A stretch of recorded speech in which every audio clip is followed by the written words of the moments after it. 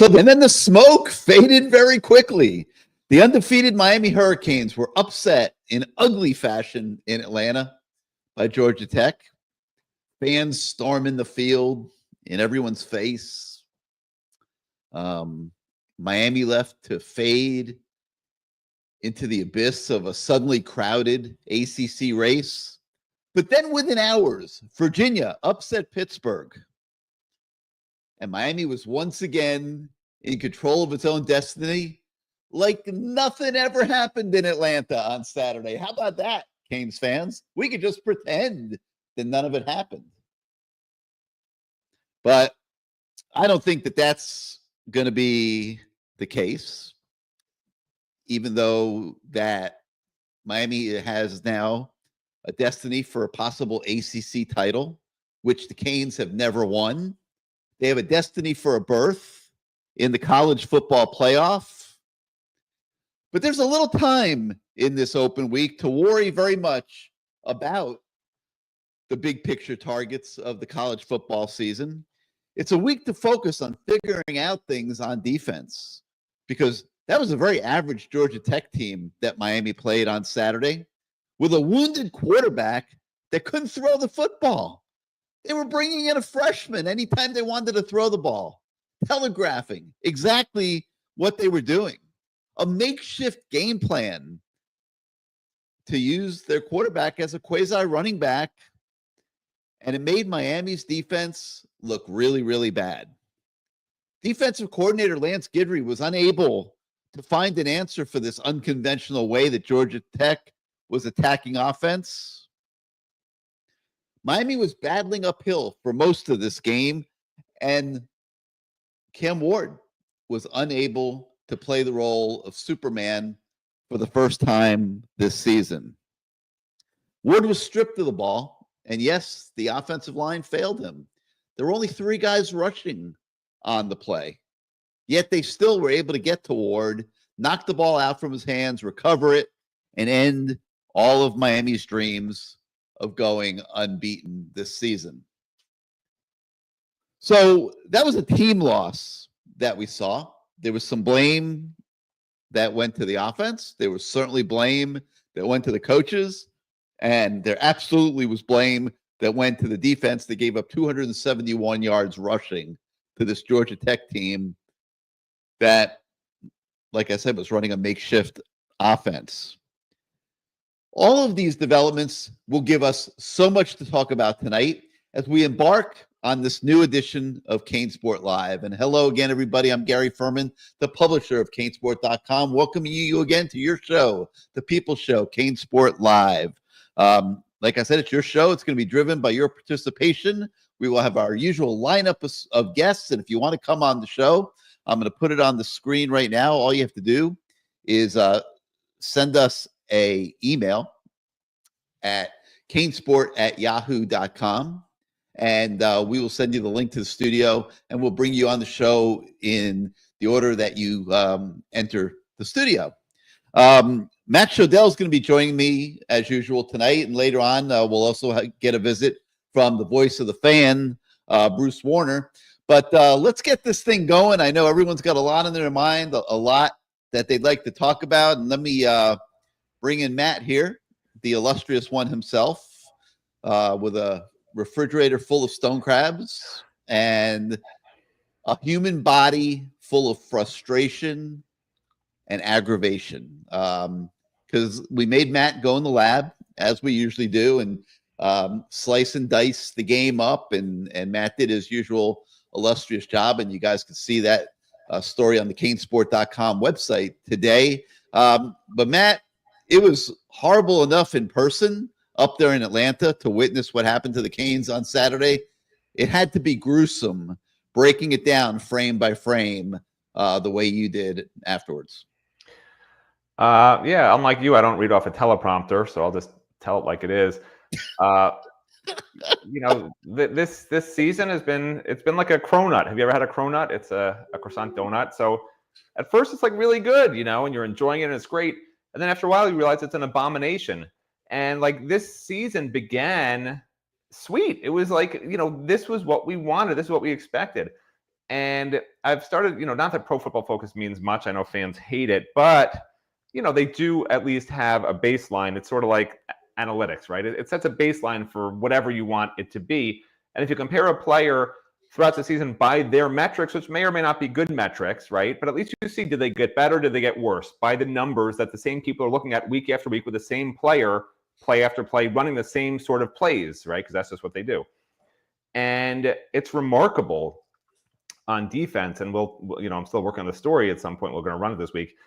But almost every starter to a T has had their grades go down once ACC play started, and not just by a little. I mean, I have some of them that I've already written up here, like just the defensive line, for instance, or let's just take a look at one of them, right?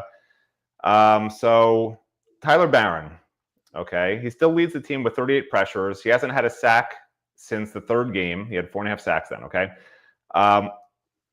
But against Georgia Tech, he had a 52.2 run defense grade and an overall grade of 48, right? In the first 4 games, he was above 70 in all of them. Since then he's had only one above 70. That was FSU. These are the grades. He has 5 missed tackles, 6 penalties. Ruben Bain, his first game back against Louisville, 82.9 grade, 10 quarterback pressures. The last 3 games, he has a total combined of 5 quarterback pressures in all of them and no grade above 70. He's gotten, technically he's gotten worse since that first game back. And it's just go across the board. Simeon Barrow, same thing. Akeem Mesero, same thing. They've gotten worse as the season's gone along, not better. And, coaches, they just stress, get better as the year goes along. And you think that they would. When they don't, fans want to say, oh, it's strength and conditioning. Oh, the players aren't good enough. Oh, it's on the coaches. What really tends to happen when something like this is in mass happening, it's not one player, it's the entire team it's happening to. What I find generally is you don't blame strength and conditioning. You don't even blame the coordinator, although the coordinator obviously deserves a lot of the blame for this. What you can blame is the opponents. It's almost like when you're pitching, when there's a rookie hitter and he's hitting 380, right? And then all of a sudden they realize he can't hit the low outside curveball. And all of a sudden his batting average goes to 190, right? That's what's happened. Other teams have figured out Lance Guidry's defense. They've found ways to attack it. Jet sweeps, RPOs. The eye discipline on his defense is awful. The linebackers aren't fast enough. Mish Powell isn't fast enough to cover sideline to sideline. They can attack defensive tackles that want sacks right at the line of scrimmage, and they're going to dive out of the gaps. Ruben Bain's done it numerous times. Tyler Barron won't set the edge. I mean, they figured out how to run on Miami. Georgia Tech did. And that's a blueprint for everyone else. And everyone else before that had already seen how to attack Miami in the passing game because their corners aren't good enough and Lance Guidry refuses to help them. His system calls for one-on-one coverage down the field for his corners, or his system doesn't work. So, yeah, you can blame Lance Guidry. Yeah, you can blame the players for not being good enough. Both of those things are true. But give credit where credit's due. They've figured out that Lance Guidry and this defense cannot hit the outside curveball. That's the truth. And nothing is going to fix it at this point except better personnel. And you can't get better personnel right now except for maybe Damari Brown coming back. Other than that, it is what it is. And the God complex on offense has been shattered, right? The belief, the strong belief was that Cam Ward would win every game no matter what. And I believed he was going to win the last game too. I was in the Cam Ward religion. I was whatever you want to call it. I was in the cult following of Cam Ward. I thought they were going to win, and I'm sure the players did too on that last drive. It was exactly what's been happening 3 prior games, and then when it didn't, it's a shock, right? It's a shock. And I said it on Good Morning CaneSport. It's like, can you imagine if you're a religious zealot and all your life you've believed in this one thing, that the world is flat, and then you find out it's round with indisputable proof? Like it's a mind-blowing shock. And now that they know they are not infallible. Unlike inflammable, infallible are opposites. Now they found out they're not infallible. They need to use this bye week to come together and not tear each other apart. And I'm very interested to see what happens, because these are, half the team is transfers that, how invested are they? They've been here for, many of them here for 1 year, and they're leaving in 2 or 3 games. Are they invested enough that they will work their tails off, not just to get better and to bring the team together, but to be leaders every second of every day for those guys that are down in the dumps, those guys that are complaining, those guys that are saying, I could play better than that starter. Why am I sitting here on the scout team? Why am I sitting here with the threes? To make sure that those players do not become cancers. Because when something like this happens, those players show up louder than ever. So this team faces a tremendous challenge over this quiet bye week when there's no availability for the media, thankfully for Lance Guidry. And somebody keeps posting that's what ask him tough questions. Lance Guidry would walk in with a smile, and he would have been joking, and the fans would have had his head on a platter. I'm telling you right now, it would have been ugly. So, thank God for Lance Guidry that he had no availability, because that's just his personality. He's happy-go-lucky. He just sort of shakes stuff off, unlike abnormal people like me. That was a sobering little soliloquy you just gave us there. They're 9-1. They're 9-1. It's funny. I'm watching some of our guys. 9-1. You asked about the defense. So of course, when you ask me about the defense, how can I be happy? I'm like, oh, it's fine. I'm not going to lie and say it's fine. If you ask about the offense, I'd be very happy. I'm watching some of our guys backstage, and Kane, he's sitting there like chugging vodka out of a milk carton. A gallon jug that used to hold milk. He's sitting there. There's vodka in there. Jake, I'm just waiting for him to start whipping out all his bottles of wine. And man, I'll tell you, I wouldn't mind having a glass myself right now. And of course, T-Dog is gonna expect us to be drinking Moscow Mules with him.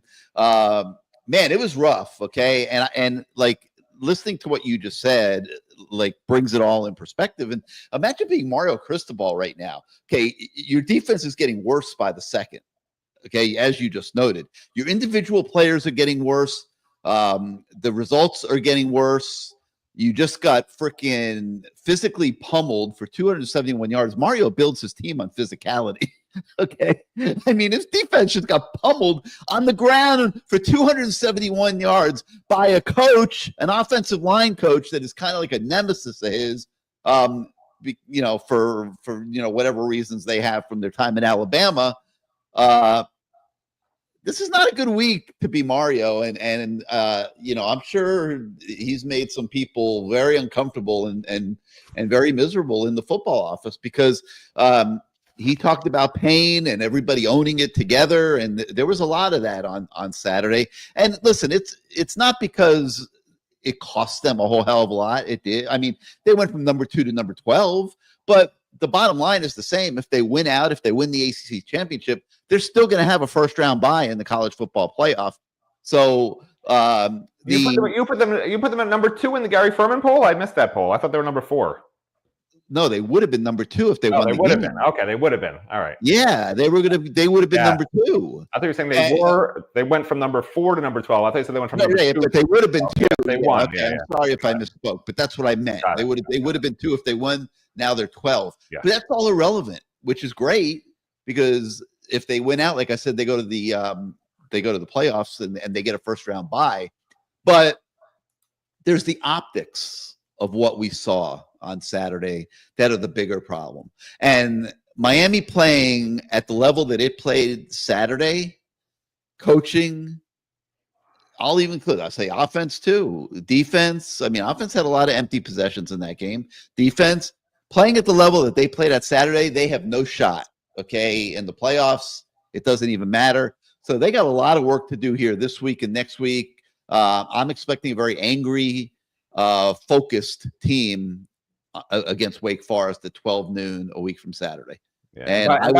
And by the way, just one quick thought, because fans don't remember yesterday. I certainly don't, but I do want to point this out because do you remember after the Duke game, the whole this is why I say don't listen to the mainstream media in sports world of Miami Hurricanes, because their whole message was, oh my God, the defense was so great in the second half of the Duke game. The defense came together. Every question for every defensive player and the coaches was about how they figured it out in the second half and how great that was. And what did you figure out? And I kept telling people on our freaking show, and whoever would listen to me, which is like 2 people, and then nobody in my family, I kept saying, Duke was the reason the second half was good. Duke literally was terrible in the second half on offense. They overthrew a double-teamed receiver down the field right into Mishpal's hands. They literally just dropped the ball when they were running, when the quarterback was running with it, and Miami picked it up. And the other ball bounced off a guy's chest right to a Miami player. That's 3 out of the 6 possessions in the second half. And now somehow the media at Miami is twisting that into, oh, Miami's figured it out. They got all these turnovers. They held them to 3 points in the second half. I kept saying it was a mirage. And like, I hope those reporters are embarrassed who were asking those questions. It wasn't just one guy, because that was a joke before the Duke game. And I kept saying, like, the defense is what it is. Why media and some fans wanted to say, even before the season, remember, Gary, before the season, we're like, the secondary is a problem. Well, I was saying it. I think maybe you were not thinking it was as bad as I was, but I'm like, the secondary is a big problem. No, we knew it was a problem. And other people are like, they're fine. You're so negative. Why are you talking about the secondary? They're going to be fine. You are. And like until they're not. And now nobody even remembers that they were defending the secondary. I think the majority of Miami fans thought the secondary was going to be fine entering the season. And like, this is the difference between real news and fake news and social media and real media. Like, not that I'm always right or Gary's all right. It's opinions. But when people say to you things might not be so great, especially when they cover that team and they would rather say it's good, you think I want to be the guy saying something bad about Miami when I have to deal with Mario Cristobal? No. But I'm also not going to lie to people out there and be like, everything's going to be fine. The personnel's great. Mario's got it all together. They're going to be, an amazing program. Like, no, that's not what I do. It's not what Gary does sometimes. And like, it is what it is at this point. They're still 9-1. Yes, could they be 7-3? Absolutely. If Cam Ward was a second-round draft pick, would they be 6-4? Probably. And then we're sitting here talking about a disaster. But you know what? Yeah, and it's one player has saved the program. Is the truth. Like, it's okay to say that. This is not a perfect team. I've been saying that forever. It's an imperfect team. There's wake-up calls. But they're 9-1 and control their own destiny. So fans shouldn't be so upset. They should, and you know what? It's okay to have problems that can't be fixed, right? I got plenty in my own life that I know can't be fixed at this point in my life, and I deal with it. And Miami will deal with it too. And you just have to hope that they figure out a way to get through to the next day, like I do. Well, by now, Greg's throwing things all over his man cave. So I was trying to talk until 9 o'clock, so I have to deal with Greg. It's reality, man. And don't put on Greg. And you used the word personnel, which to me is the biggest issue facing Mario. Like, I hope that he realizes that he has to take a look. And this program has suffered from this for decades. And by the way, Jason C3PO, yes, I did say the defense might be better than people thought or that I thought. But I never said the secondary would be. I said because the front seven could get the pressure and da-da-da-da. I said maybe it'll hold up. And it hasn't. Jason's already ragging on you in the comments, huh? Yeah, I don't know. He's not wrong. I don't mind people pointing out stuff I've said in the past because I'll acknowledge I said it and I'll say why I said it. But at the same time, I thought the defense would be okay. I never said the secondary would be good. I said it was a question mark. I said the defense could be good because great defensive line. I kept stressing it could be the best defensive line in the ACC, which obviously was incorrect. I was wrong about that. I was right about the secondary. Okay. But the thing is, they have to look at the processes that they have internally in selecting personnel. Just still way too many mistakes being made, and I still say that the programs in the country that figure this out, they're spending $20 million on players, and it's going to be more than that when you start combining revenue sharing and NIL. You're spending 20-30 million on players every year. You might want to invest $1 million in the best in-house scouting staff that you could possibly have and get some freaking experienced veteran. I would go NFL experienced guys in your building so that if you're missing, hold on. Jason wants me to be the DC. Is that the Democratic committee? Didn't the Democrats lose? Why would I want to be on that committee, Jason? It makes no sense. Sorry, Gary, continue. But, if you could, let's say you're missing on 10 guys a year, if you can cut that to 6 or 7, you're going to be competing for the national title if you're doing that better than other schools. And I just think that it's a premium now in college football, unlike it's ever been before. And man, I'm hoping that Mario sees it like I see it, because still just, way too many misses in recruiting that then show up during the season when it's too late. All right. Everyone's going stir crazy. So let's get to our guests. Oh, he's at work. He's got to go back to work. So let's start out with Kane. Kane. Hey, how y'all doing? Hey, everything fine. Hey, man, man, don't do that shit no more. Don't put all that bad stuff up there, man. That shit had me going crazy. We look like elementary kids running around. Oh, wait a minute, I'm gonna go here. Oh, wait a minute, who's going there? Man, we look bad as hell when you broke it down. Bad, bad, bad. But you know what? Let me ask y'all something. A real question, very real. In the many years that we've been living and watching the Canes, have y'all ever seen us give up 50 plus yards every game to a running back? For 10 games straight, we done gave up big chunks of yards with running backs. Now, that front seven supposed to have been all this and that. How the hell we do this every game? Every game we give up massive rushing yards to a running back. Can you help me, Matt? Can you help me, Gary? I ain't going to be up here long. I'm just trying to figure out. I've never seen this since I've been a Cane fan. It's personnel related. I mean, Matt just went through all the guys that you were counting on are playing worse week to week.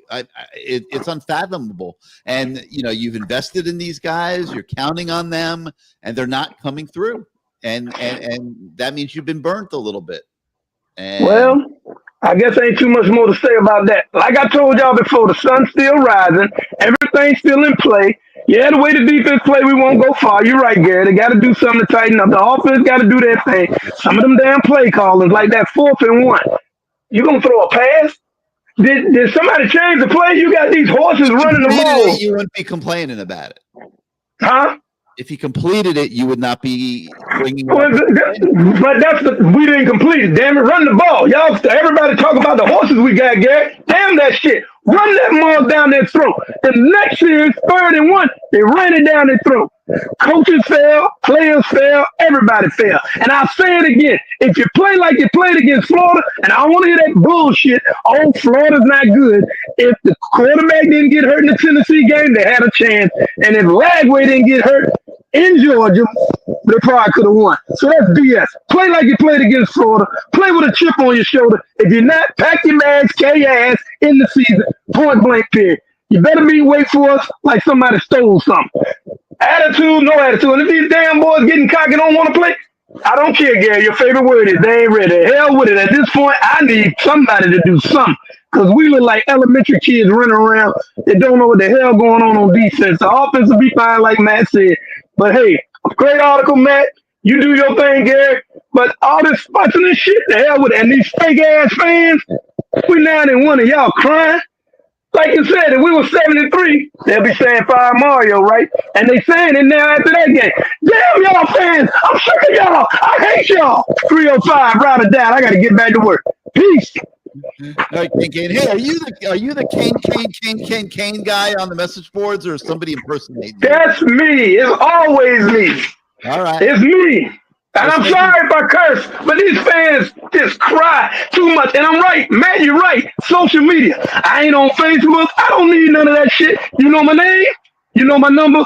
Call me. Social media has fucked the world all up. I'm sorry. Say your number, please. No. Oh, no, I ain't going to say the number. I ain't worrying about these clowns. These clowns ain't going to mess with an OG. I'm an OG. They don't mess with me. Take it easy, Matt. Smile, damn it. Smile. Hey, I'm Gotta go. All right, Kane. Thanks. I'm an OG also. I'm an old guy. That's what it stands for, right? Old guy. You know what's interesting is, so you know, fans have been harping on this whole, and of course Shannon Dawson talks about it, and every coach talks about it. Take what the defense gives you, right? 2 high safeties, run the ball, et cetera, et cetera, et cetera. But Miami was putting 7 in the box. Somebody was posting what happened to the front 7.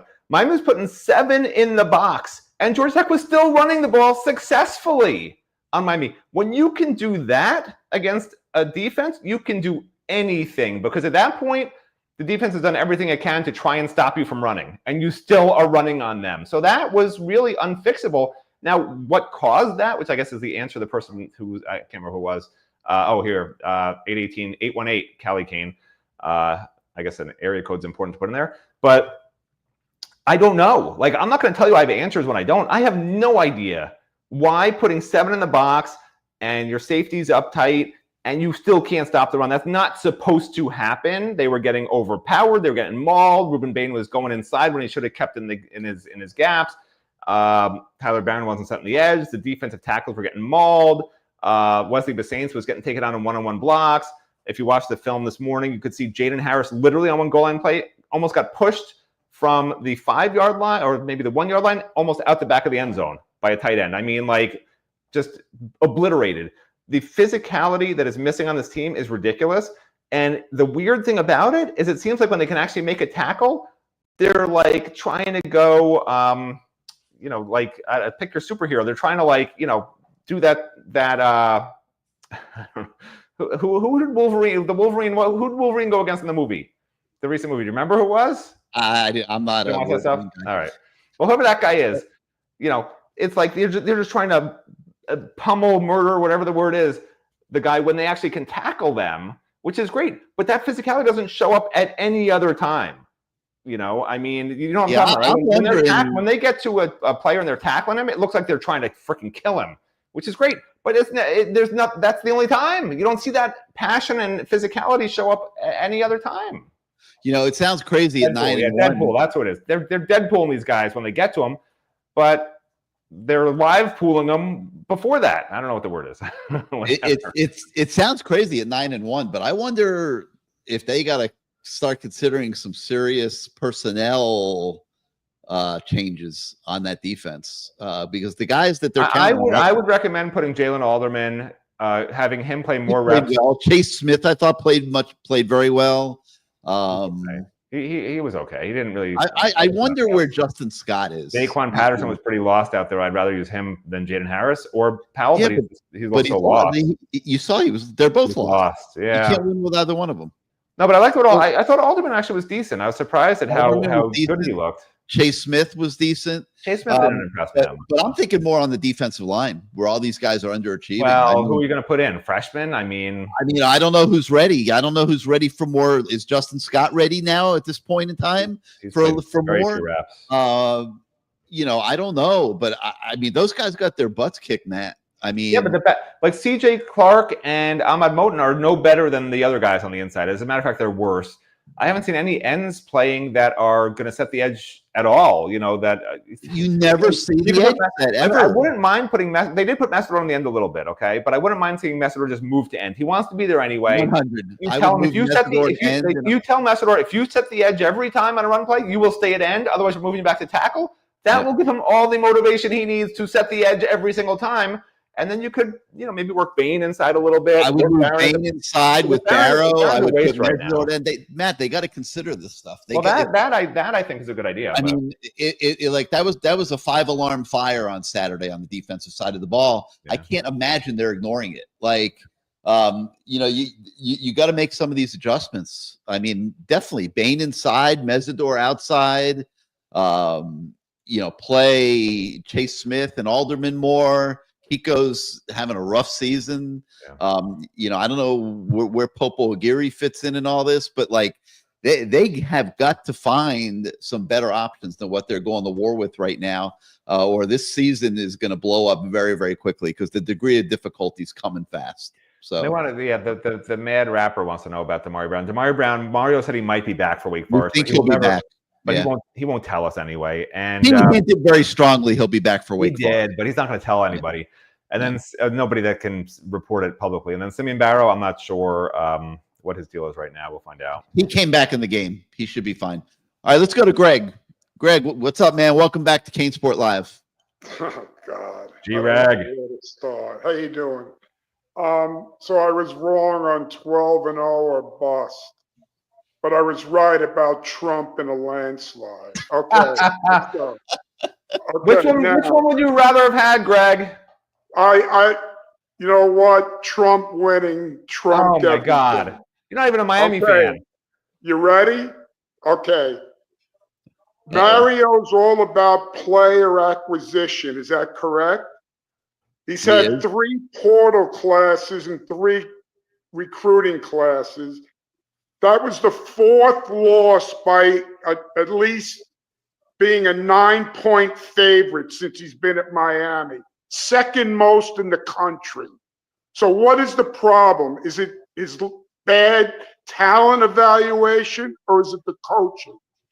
Okay. The problem is that you're betting on games. You're jinxing it. Yeah, I bet on a number of them I've won. Okay. I'm Let me pointing ask at you the a question. evaluation, Greg. I'm all about the evaluation. I mean, I'm sorry. They have the budgets. They have the support. They have the ability to go get what they need. They're picking the wrong guys. That's evaluation. Okay. I would say the only 4 free agents that are holding are worth anything are Ward, Martinez, or Center, and Barrow. You can send Tyler Barron back to Tennessee. Why don't they bench that guy? They continue to play the guy. Coming. It's coming. It's coming. I'm telling you. No, but I'm with Greg. Like I'm with Greg. I'm with Greg. You bench guys during a game. You don't let it go the whole game like that. It costs you the game. They did, but then they put him back in. But it's coming with that guy. It has to be. He is the most underachieving player on this team. I mean, this guy, before the year, they were saying that he would emerge as a first-round draft pick. You know, the way he's playing, he won't be a sixth-round draft pick. I mean, it's He'll get drafted by the Army. That's about it. No, he'll get drafted because he's got the size and the measurables, and somebody will think they can make him into a player. They'll be willing to gamble a sixth-round draft pick on it. But he's not a first-round draft pick, I'll tell you that. He has been horrendous since the FAMU game, and they don't have time for this anymore. Like that was a wake-up call on Saturday, and they got a pass when Pittsburgh lost. And I find it hard to believe Mario's going to take that pass and just come back status quo. I mean, they have to find some better answers than what they had out there Saturday. I hope they will. They can't do the same old stuff constantly. They can't just do the same thing again. I mean, they've been doing the same stuff over and over again. And they were succeeding barely, and they didn't change enough. At some point, you have to treat one of your wins like a loss and make wholesale changes. But they waited until the actual loss, and that's on the coaches. They're waiting till the loss, and we'll see if they make changes now. But I mean, it was screaming at them, all the points they were giving up, the way they were falling behind in games. I mean, it was screaming at everybody, and I mean, we thought it was all pass defense, and then the way they just got physically pummeled on Saturday was like, it was a shock. Does Mish Powell run like a 5.2 in the 40? The guy is slow. He is so slow. It's ridiculous. Well, remember, he's a former walk-on, right? So he never had those measurables in high school, but he's really smart. He's always was in the right places previously. But we knew in the spring he was going to have a problem because they were trying to put him at nickel and he couldn't cover anybody. Then they moved him to safety, after the spring. Like, they couldn't find a spot for him where they thought he'd actually would be good. But, I agree with you. He's not nowhere near good enough. Here's the problem that they have with Mish Powell. He's the guy with the experience and the football IQ to make all the calls back there. He's holding that secondary together. You're seeing, I mean, as well as it's being held together. I mean, you're seeing busts all over the place, guys flapping their arms. They don't know what they're supposed to do. They're confused. Mish Powell is the guy that is tasked with, trying to keep order back there, which means you got to live with his 4.6, 4.7 speed. This is the slowest Miami team I've ever seen in my life. I agree. I've never seen anything. Why don't they play Cam Pruitt? That guy can run and go sideline to sideline. Do they keep Kiko in there because of his brother? Because they're scared they might lose him next year? He's terrible this year. He's been bad. He's been struggling. He's been atrocious. But you have to understand, that's their best linebacker. Even as atrocious as he's playing, that's still their best linebacker. He also makes the calls. So, benching Kiko, I'm not sure is an option. Kiko, we know, can play better. He just needs to do it. But I could see Alderman, Chase Smith getting, more reps. I mean, Basaint, as athletic as he is not making a massive impact on defense either. 2 tackles for loss, no sacks on the year for Basaint. 2 for loss the whole year. 2 for loss, no sacks. Yeah. There you go. So he's not getting anything done. So I felt that Chase Smith and Alderman, seem to earn some playing time the way they performed on Saturday. We'll see what happens. They obviously have to be looking at everything, and I hope they do come back with a little bit of a different look against Wake Forest. Yeah. Okay, my last point is I looked at your list of the night. We have 19 NFL players right now, and the sad commentary is the best one might be 38-year-old Calais Campbell. What does that tell you about the Miami football program in the last 15 years? We already knew that, Greg. Yeah. We know the program. 38-year-old guy is your best player in the NFL? How many good years has Miami had in the last 22 years, Greg? Not many. And all we've talked about on this show for the last 20 years is the lack of impact talent. I say it. I've been saying it every year like a broken record. And okay, my last point. Even with 2 years of Mario recruiting, where he's done Francis Manoa and now Cam Ward in the portal. He didn't recruit Restrepo, but 2 years of Mario recruiting, we still aren't seeing enough impact talent. And I'm sure that's very frustrating to him because nobody in the country works harder at it than him. Whoever is picking the players and telling him who they're recruiting and who they're investing in, because he can't do everything himself, is failing him and the program right now. They need to address it. They had Alonzo Highsmith in the building. They should have put together. He knows everybody in the National Football League. They should have put together a personnel department with NFLs. I'm not talking about guys pretending to be evaluators. I'm talking about guys who have done it for 10 years, 15 years at the highest level. They should have gotten 3 or 4 of those guys, brought them into the program, invested $1 million in the scouting division of the football program, they should be doing a better job of identifying the players that they're recruiting. And that's where they're really failing. In my opinion, and I know I'm probably pissing somebody off right now, but this is what I keep seeing year after year after year. This program does not have impact players. Okay, it does not have one player on defense that is going to get drafted on day 1 or day 2 of the NFL draft. That is unacceptable, and I gotta believe it's unacceptable to Mario, and I hope he addresses it. It should have been addressed from the beginning. I mean. It's hard to see this year after year after year. They have the budget to get the best players in the United States, and they got to do a better job of picking the players. Hey, can I point something out too, which I think maybe hasn't been brought up as much, but I think it could be true. So you remember back when Frank Ponce was the quarterback's coach and Josh Gaddis was the offensive coordinator, and they really screwed up that quarterback's room because they were both telling the quarterbacks different things. And Miami now has hired so many defensive assistants, and these guys are allowed on the practice field all the time now. That's the new rule. I'm feeling these defensive players are hearing a lot of different things from a lot of different people and are very confused because that's what it looks like to me. And I know people aren't mentioning that, but it seems like common sense to me. They're not getting one consistent message on this is what you do and here's when you do it. I have a feeling they're getting pulled in all different directions by these people who've been hired by Mario. There's 1 million defensive assistants and offensive assistants now. And those people have to feel like they have a role to play, and there's a reason they're on the practice field.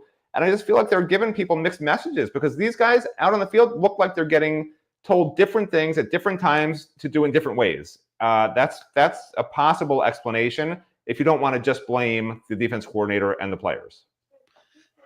Okay, last point. Why, if we knew that Haynes King couldn't throw more than 5 yards, why wouldn't you put 8 in the box? And when that guy, the other kid came in, why didn't we blitz that kid? We let him sit back there and pick us apart. It's ridiculous.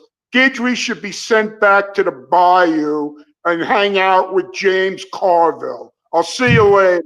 Have a good night. All right, Greg. The clues were there in pregame warmups, Matt. I was watching pregame warmup, and Haynes King didn't participate. Yeah, he didn't throw a pass of more than 9 yards the entire game. No. I looked at the numbers. I don't think he threw a pass actually more than 5 yards. I mean, he just thrown little stuff. Whenever they wanted to throw it down the field, they took him out of the game. He could not throw. Miami knew he could not throw. He went 6 for 6 for 32 yards. But they knew he couldn't throw, but they couldn't stop the run. I mean, they didn't even have him in the pregame warmups. Right. He was a game time decision. I understand. No, they knew he was playing. He ran 20 times. What I'm saying is, when they were warming up for the game, Georgia Tech, he was not involved. Right. They want. He can't throw. Well, there was no right. There was no reason to have him out there, and I'm guessing they wanted Miami to think that he wasn't playing, and then they come out with this crazy makeshift game plan that obviously Lance Guidry wasn't prepared for. And listen, kudos to Brent Key and his staff. I mean, they pulled it off, man.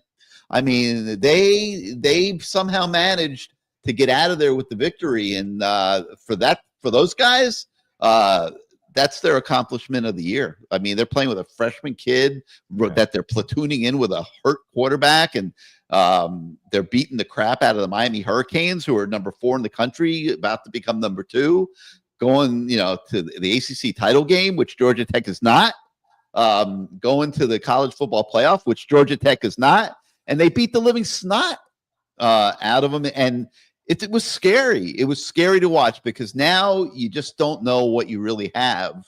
What is the real Miami Hurricane football team in 2024? And like Matt says, I mean, the clues were all there in all those other weeks. Just Cam Ward played Superman. It's interesting. It's going to be very interesting to see how this plays out. All right, let's go to BK Hurricane. Welcome back. Wake up, my man. Welcome back to CaneSport Live. I'm up, Gary. What's up? What's up, man? How are you? Hey, BK. What's that for us this week? Hey, Gary, I was a little mad at you on the forum. What'd I do?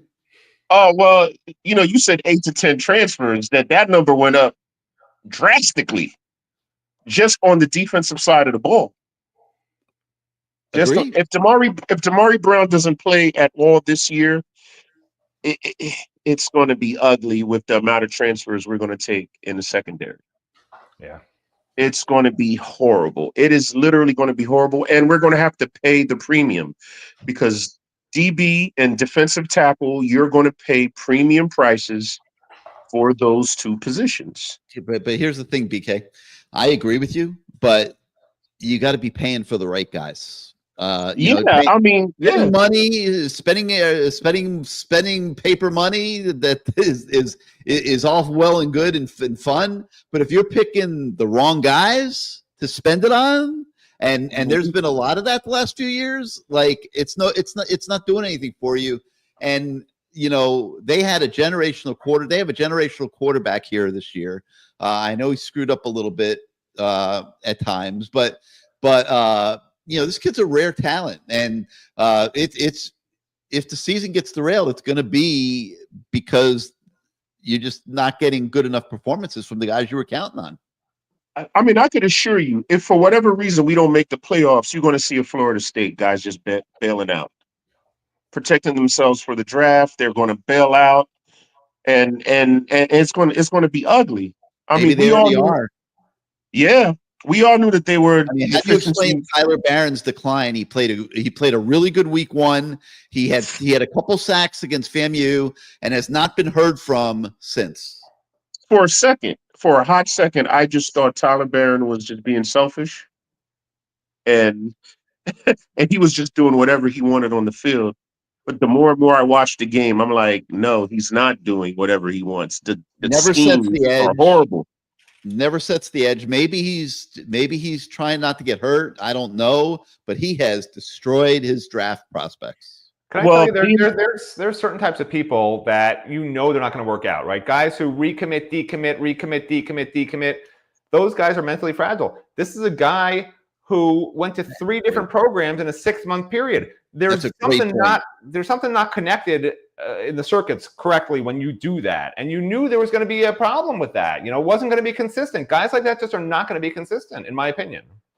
Listen, it was suspect when he left Tennessee to come to Miami. Well, he didn't. He was a contributor at Tennessee. He left Tennessee and went to Louisville. And then right. Then without even playing. And then Miami. Yes. So Matt, you're G Nice's. You're his idol, and you're my idol too, because you just made a great point. What was the point? Yeah. So. Oh, okay. It's a great point. All right. Good, BK. It was just real suspect to me. But other than that, like I drank the Kool-Aid. I drank the Kool-Aid. I believe that this defense was like going to be this great defense with this vaunted front seven that was going to be unstoppable. But it's not looking good. If in this next two games we're still seeing Wesley and Kiko and all these guys, it's really not looking good for us in the offseason. It's really not. Because that means the people we have on the team can't beat out guys that are just incapable of That are playing like producing in a crap. game. That are playing like crap. Right, that are playing like crap. Yeah, you're not wrong at all. Chase Smith played a great game. He did. He looked like he was. So now, Jason says that it's all the defensive coaching. I mean, obviously Lance Guidry's having some problems, but I'm not convinced it's all the coaching. I don't see Lance Guidry running his schemes out there. I don't see any blitzing, and that means he's afraid to do it because he knows they can't hold up behind, on the backside. But the one thing that's bothering me the most is, did the coaches not know this in the spring? Yeah, I say that all They the didn't time. see all these deficiencies in the spring. They did. I don't think they did. You have hit the nail on the head, because every year that Miami's been underperformed, I've said the exact same thing. I said, how do they not understand coaching these guys themselves in the spring and fall?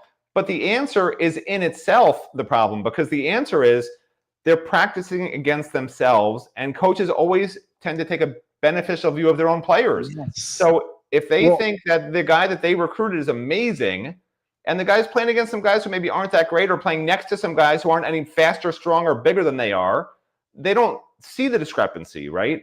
If so-and-so, if X cornerback looks like he's running just as fast and doing the same coverages as cornerback Y and cornerback Z and cornerback H, and all four of them just happen to be very average, so they make it themselves all look like either they're great or all terrible or all mediocre, the coaches assume they're all great. That's just how coaches' minds work. But it turns out they're all bad. Let me throw something else out. 1 second, BK. One other thing that, as an extension of that, is when they're out there on the practice field in the spring and in the summer and in the fall, they're getting a false sense of things because they know each other's plays. That too. They know the schemes. A lot of it is scripted. The defense. I mean, how many times? And they don't even tackle to the ground in the spring. They don't tackle to the ground, but I mean, they know the route trees. Like they know what the plays are before the plays are run. And they know what the players, and they know the opponent's moves over and over again and how they execute them. Yeah. So there's a shock factor in real games.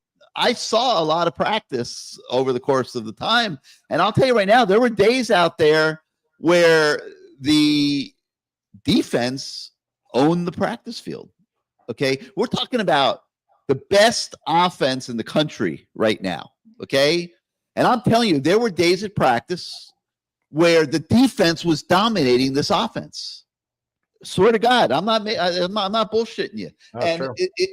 It's like they didn't. I don't think they had a feel that these guys were going to struggle to the level that they've struggled. I mean, they knew their secondary was challenged, but they don't know that Damari Brown's going to get hurt. They don't know that Judaeus Richards is going to get hurt. They don't know that Jaden Harris is going to flame out as much as he has. They felt pretty good about Mish Powell. They knew he was struggling to cover Restrepo, but you see the season that Restrepo's having, and then they put him back at safety when they, instead of playing him as the slot corner. And, I think they felt good. He's got a lot of football experience, a lot of football smarts. He's making the calls. I think they've been blindsided by the way this defense is played. I don't think, everyone's jumping on the coaches, and I get it. And maybe they should have known it was going to get, pummeled week after week the way they have since they started ACC play. But I don't believe they did. I really don't. I believe they had a false sense of security with these guys. And remember, Ruben Bain got hurt week 1. That didn't help the situation. But I think they had a little bit of a false sense of security with these guys and expected them to be playing better than what they are, especially a guy like Tyler Barron that that they went out and had to pursue hard from an NIL standpoint and stuff, and he hasn't delivered for them, and it's hurting. The whole thing is hurting them, but I do think the coaches were blindsided. And by the way, fans are mad not at the defense, but it's because the offense is so good, and all the defense had to be was middle of the pack in the ACC. That's all they had to be. And mine would be undefeated and a possible playoff, even national champion. They still are. They're 9-1, and everything's the same, Matt. Correct, but they're not a middle of the road ACC defense. That's why people are so upset, because if they just were average, just be average, and then they could win everything. That's what's disappointing the most. Right, real quickly, right? That I think this defensive coaching staff should have known early on that there was serious issues with this defense when a 3-star freshman comes in and takes a cornerback spot from somebody. No, that's a not red fair. shirt. That's not fair. Oh, He's great. no, He is great. Gary, I know it's not fair, but it's also not common. True. It's also not common for a freshman out of high school to come into a big time school like Miami. Let's take it for what it is. To start, the best corner on the team by far. That would never happen in Georgia. It would never happen at Ohio State. It would never happen in Alabama. Wasn't even at spring practice. Came in the summer and walked out there. Came in the summer. But in his defense, he's really good. He is really good. Yeah. But that just goes to show you what we had on the team for a 3-star freshman to come in the summertime and take somebody's job. It goes back to the evaluation. That's what I've been talking about. That should never happen. Granted, OJ Frederick is awesome. I love the kid. But a 3-star freshman comes in the summertime and takes somebody's job. Takes everybody's job, yeah. That's unheard. That doesn't happen often. OJ Frederick, it's a once in every 10-year type kid. There's a 3-star going to come into a big time school and take over a cornerback position from somebody. I mean, it does happen. It's happened at Miami. I remember they had 2 freshman starters at nickel, and it always happens at Miami. Yeah, so it's not unusual. That's what I'm saying. It's not that unusual. It only happens at Miami. It only happens here. It's all about player evaluation, man. Player only happens here. Mario's got to address that. Has to. You had a redshirt freshman taking a starting spot, and you had a true freshman taking the other starting spot. That's bad news. It's bad news. It's bad news. How long did it take for our who's our best cornerback you could think of in a long time? I'm gonna even throw a name out there that's even crazy. Corn Elder. He didn't even start off as a cornerback. He was on a team a few years and developed into a serviceable, great cornerback for the University of Miami. Took him years to do. Yeah. This guy comes out of high school and he's taking spots from people. And it's not even close, by the way, BK. It's not even close. He is so far and away the best. He's by far the best player on defense right now. Not even close. I agree. I mean, which is good because he was recruited. It's great for us. Yeah. His NIL deal is going to be amazing at the end of this year. It's great for us. And you know how they go to any team in the country and start. You know how they found him? He was covering Hakeem Williams in a high school game, and everyone was high on Hakeem Williams. Miami was recruiting him. Florida State was recruiting him. He ends up going to Florida State, whatever. OJ Frederick shut Hakeem Williams down like he was nothing, and that's when he got on the radar. Was when they were watching film of Hakeem Williams and they noticed OJ Frederick, who I believe was at Deerfield at the time. I don't think he was at St. Thomas yet. And that's how they found OJ Frederick. And it's evaluation, man. Evaluation. Well, I just hope they give some of these guys a chance. Wake Forest, hopefully, Wake Forest doesn't pull a Georgia Tech and run to the outside. Wake Forest has actually a decent offense, but no, they're pretty good offense. They have the worst passing defense in the country. I mean, Cam Ward, if he needs to throw for 2,000 yards, he'll throw for 2,000 yards. I mean, they're really bad on defense. So, all right, thanks a lot, guys. One last thing. Yeah. Hold on, Gary. One last thing. Is Chris Johnson the slowest, fastest guy you've ever seen in your life? I think they need to give him more carries on offense, quite honestly. I don't see him like he's jogging. He's the slowest, fastest guy I've ever seen. I know, but he's not exactly having anywhere to really go when he gets a couple kickoff returns a game. If the kicker isn't kicking it out of the end zone, and There's no acceleration though, Gary. no, He's just out there jogging. he doesn't want to be here. He's not hitting it like you need to, but I'm not sure there's been anything to hit. I haven't seen anything that he missed. Let's put it that way. You know what annoys me, by the way, is every time Ray Joseph returns a punt, he gets very frustrated. Like you can visibly sense his frustration. Every single punt return he doesn't break. And that's like infectious. Like I just want these guys to go about their business, do their job professionally, and not be upset at personal things not happening for them. Like this whole team needs to have an attitude and a mindset that mirrors what Marcus Ball wants, which is it's about the team. You know, you can't be upset at your role. You can't be upset that you think you're this great player and you're only getting a chance on punt return and I just got tackled on the punt return after a 2-yard gain and you slam your fist in the ground, like just get up and go to the sideline, celebrate the good plays. Don't be upset about the bad plays because that rubs off on other people, I'll tell you something else about him. He's starting to make bad decisions because he's pressing to do something. That's the other thing that happens when you get frustrated. You can't let yourself get caught frustrated. a punt the other day that he should have fair caught it, and he tried to return it, and he got killed. And let me tell you something, they're lucky that he held on to the ball. These guys need to play smart and not play selfish, period. And then maybe it'll get a little bit better. That'll help. That'll be a first step, but on defense and special tems. Yeah. All right, BK. All right, guys. Thanks a lot. No show next week, but we'll talk to you in 2 weeks. All right. Yep. Let's see. George Zuniga, he says the DC needs to go. Man, listen, Lance Guidry struggled the other day, no argument. I'm not sure you can pin this entire thing on Lance Guidry. And I don't know what's going to happen, what Mario's going to decide about this and all that. But I don't see the personnel out there to run Lance Guidry's defense. No. And he has not been running his defense. His defense is predicated on attacking, on pressure, on bringing blitzes from everywhere. What does a good coordinator do, Gary? They tailor what they do to their personnel. He cannot do that, which is by definition. Well, but in a way, that is what he's doing, Matt. That might be what he's doing. Well, we don't see him running Lance Guidry schemes that got him the job. He's running base. This past game, he ran base 4-3 stuff. He's running base. There's no innovation within the personnel packages that he has. Like you can't just say, I give up on everything I know. Well, right or wrong, he clearly doesn't have to do things within it that work against that specific team.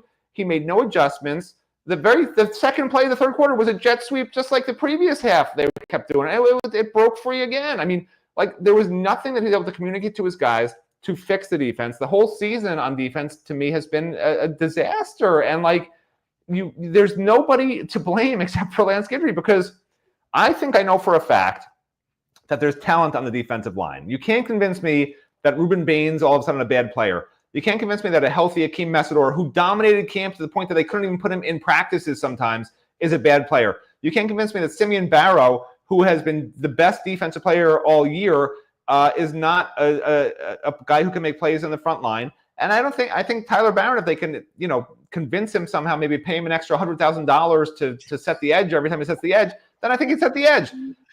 You can't convince me that Francisco Mauigoa is worse this year than he was last year because of something Francisco did to himself. You can't convince me that Wesley Bissainth is the same, inconsistent player he was last year, because he should be better. And we thought he was going to be better, and he looked better at the start of the season. They get Mish Powell, who played safety for a national championship game team against at Washington, who all of a sudden Lance Guidry can't figure out what to do with him correctly. Jaden Harris, who's the fastest player on defense, looks like he's jogging half the time and going to the wrong gaps. Is that on Jaden Harris? I don't know. And then you have Darryl Porter, who was supposed to be this really, really good shutdown cornerback last year as a starter, coming back. And he's the worst cornerback on the team and one of the worst cornerbacks statistically in the ACC. You got a great freshman cornerback in O.J. Frederick. So you tell me where the weaknesses are personnel-wise. Everyone wants to say, blame the personnel, blame the personnel. I just listed every single starter, and none of them are terrible when you just look at them on face value or what they've done before or what their measurables are. So therefore, ergo, based on my scientific data, it's freaking Lance Guidry. There's no other explanation.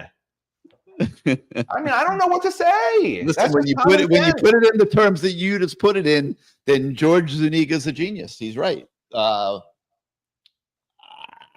God, man, I don't know. I struggle, man. It's the easiest thing in the world is to say the coach needs to be fired. You know, if I saw Lance It's Guidry easy to say running, when players aren't good enough, but these players have shown in the past they are good enough. Now, just they're not this year. It's crazy. now what was I've the never record? seen anything like What it was in last math. year's record? What was last year's record? The Miami record? Yeah, You know, at 7-5, you're talking about? Yeah.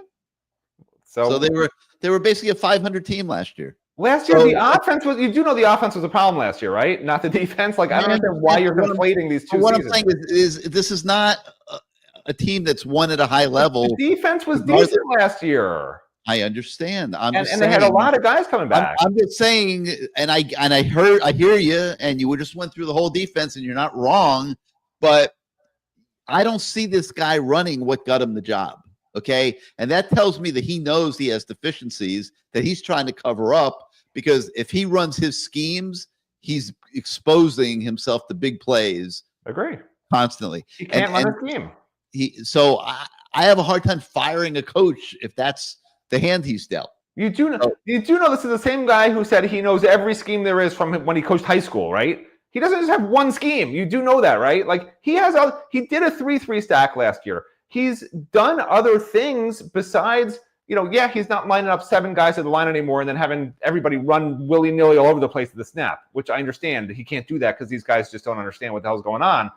But like he could do something besides a base 4-3, he could do something besides twisting every time with the defense ends going inside and leaving huge gaps for the other team to run through.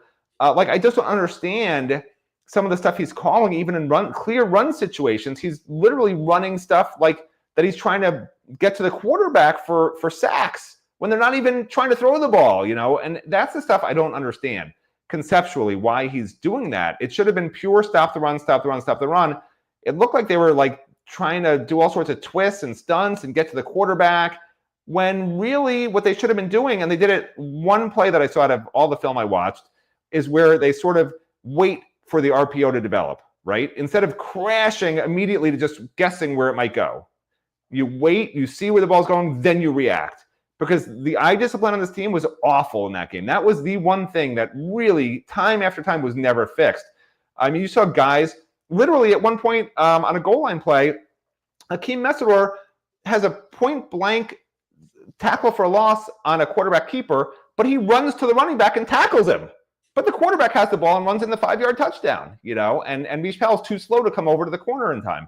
It was stuff like that where you just have to hesitate for just a split second. Don't stop and just wait, but you're still moving your feet. You're still in that athletic posture. And then as soon as you know where the ball's going, bam, that's how you stop this stuff. But they're just diving willy-nilly in directions where they're guessing it might be going. And there's no coaching in terms of how to do eye discipline correctly. It's very frustrating to watch on film, and it's very frustrating to watch in games. And I'm just not sure it's fixable after 10 games. I can't imagine it is. All right. You okay? Stick around for T-Dog? Yeah. Sure. All right. Let's go to T-Dog. What's up, my man? How you doing this week? What's going on, fellas? Can you hear me? Yeah. Yes, sir. All right. So first off, what did I tell your ass, Ferman, before the season started? You were going to miss Cam Kitchens. Didn't I tell you that?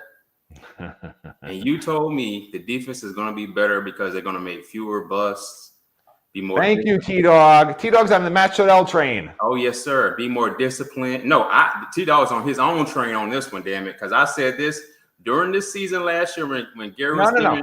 Anything anti-Gary Ferman is on my train. Okay, I see what you're saying. I thought you're talking about the topic. I see what you're saying. You're just saying in general. Gotcha. Okay. Yes. Listen, I was saying this during this season. You absolutely did. You absolutely after did. the Georgia Tech game when you were slamming him, rightfully so, because that was a bonehead. He was being selfish. But I kept telling you, you're going to miss, bro. I watch too much football. You don't get 6 interceptions in a season if you're not a good player, bro. That just does not happen. Sauce Gardner didn't have 6 interceptions. He is a good player. He's playing for the Los Angeles Rams now, okay? But he's not good in coverage, and he's getting exposed like crazy in coverage in the NFL. Would not surprising.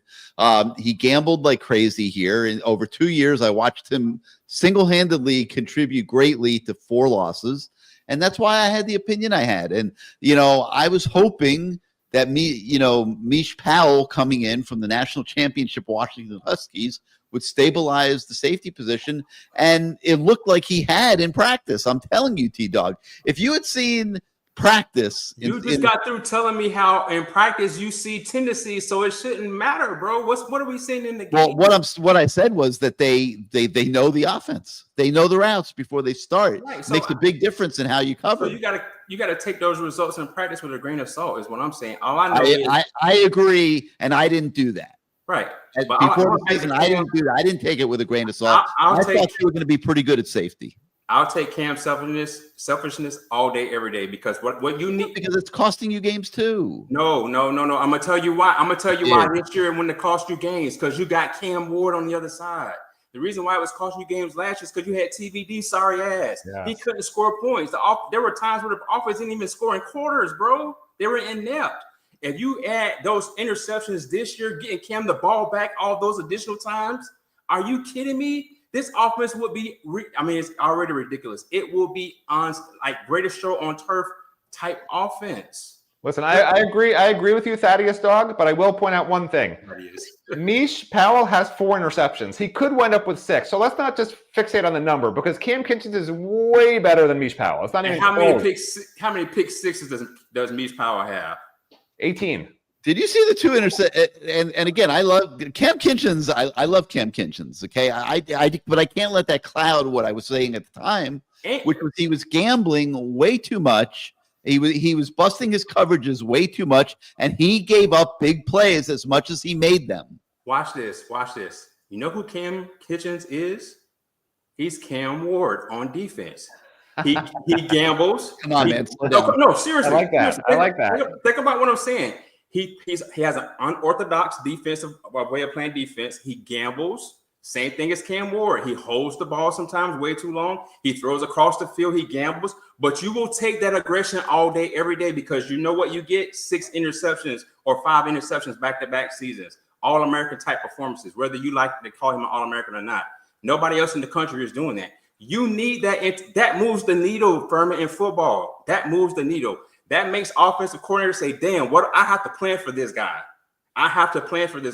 That stresses an offense. There's nobody, man, that Georgia Tech, bro, I was at the game. Matter of fact, my son, we were sitting next to Cam Ward's mom. I think I put the picture on the message board. My son took a picture with Cam Ward's mom. Bro, we were sitting right there, and I'm looking like, what is going on? Like, the Georgia Tech offense was not stressed at all about our defense, bro, at all. Right. Like, when's the last time you saw a safety come out of nowhere and get an interception, right? Because they recognized the playoff film and they knew where it was going before it was snapped, or because they took a chance because they could see the quarterback looking at this guy or that guy, or they know he loves throwing to this guy or that guy.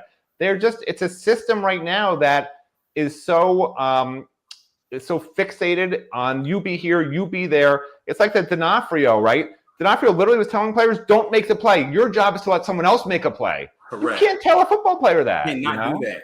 You have to be instinctual. I'll take instincts all day, every day over being disciplined, because shit breaks down on football fields all the time. And then how do you react to that? I want the guys who, that's why Cam Ward is so special, because stuff breaks down. Sometimes he makes them break down, but stuff breaks down and then he reacts well to that. He survives in chaos. And I want that on defense. Right now, our defense is lost. One thing I want to say about the offense, though, I think we should run more up-tempo offense. I noticed that when we have to have it, we are unstoppable. That drive where he hit, going back to the Georgia Tech game, when he hit Restrepo for the touchdown. Disagree wholeheartedly, because I'm actually making an argument in a column I'm going to write that this team needs to run the ball and control the clock way more, because the more reps you put this defense on the field for with no depth, the more backups have to play, the more mistakes will happen, and the more the other team's going to score 30 points every damn game. You need to go all in with your chips on the offense at this point, because the defense is what they are. Offense is going to score anyway, Tito. No, they're not. Really good. Yes, they are. Did they look like that against Georgia Tech? No. I think you need to go all in. You need to change your run. But you want to know what screwed up Georgia Tech, T-Dog? 3 bubble screens that Shannon Dawson called.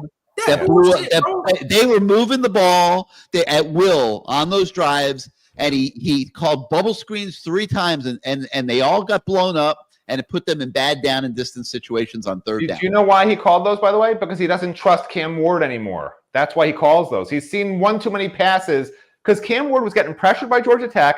And he kept rolling out and freelancing and not running the offense. And that freaks out coordinators, and they just want to run a play they know is not going to be that maybe it'll hit. They know it won't be intercepted. They know Cam Ward's not going to do anything crazy because it's a bam, bam, quick hitter.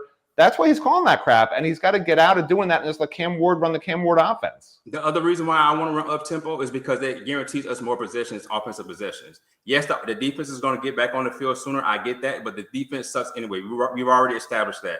There's nothing we can fucking do about the defense. If the defense is playing 80 reps and the starters are this bad, I'd hate to see the 20 to 30 reps the second teamers and third teamers have to pick up, T-Dog. I'd rather play fresh. So you might as well let the freshmen get some playing time now so they'll be ready next year so that you're not in this position again next year. That's a different argument. If we win these 2 games, we're in the ACC championship game. Hey, that's a different argument. The defense, with the guys you're playing now, the defense isn't stopping anybody.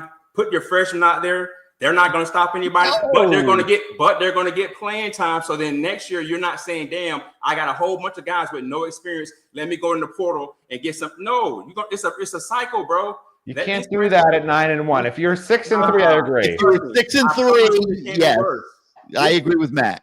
If it costs you a game, you'd be like, "Why'd they put in the freshmen? They were terrible." No. You got to beat Wake Forest and Syracuse to go to the ACC title game. You've never won the league, T-Dog. Horrible.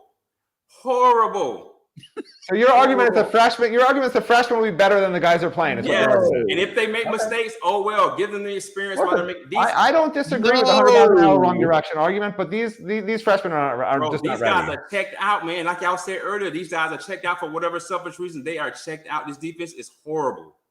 It is. You want to see it next game. It is, but these are not meaningless football games coming up. You're not this deep into the season that all of a sudden I'm just going to change how I'm playing. No, this is the defense is what it is. The offense is how it is. So you're saying how he is as a coordinator, he ain't going to change either. We never run the ball to the outside. What is he waiting on?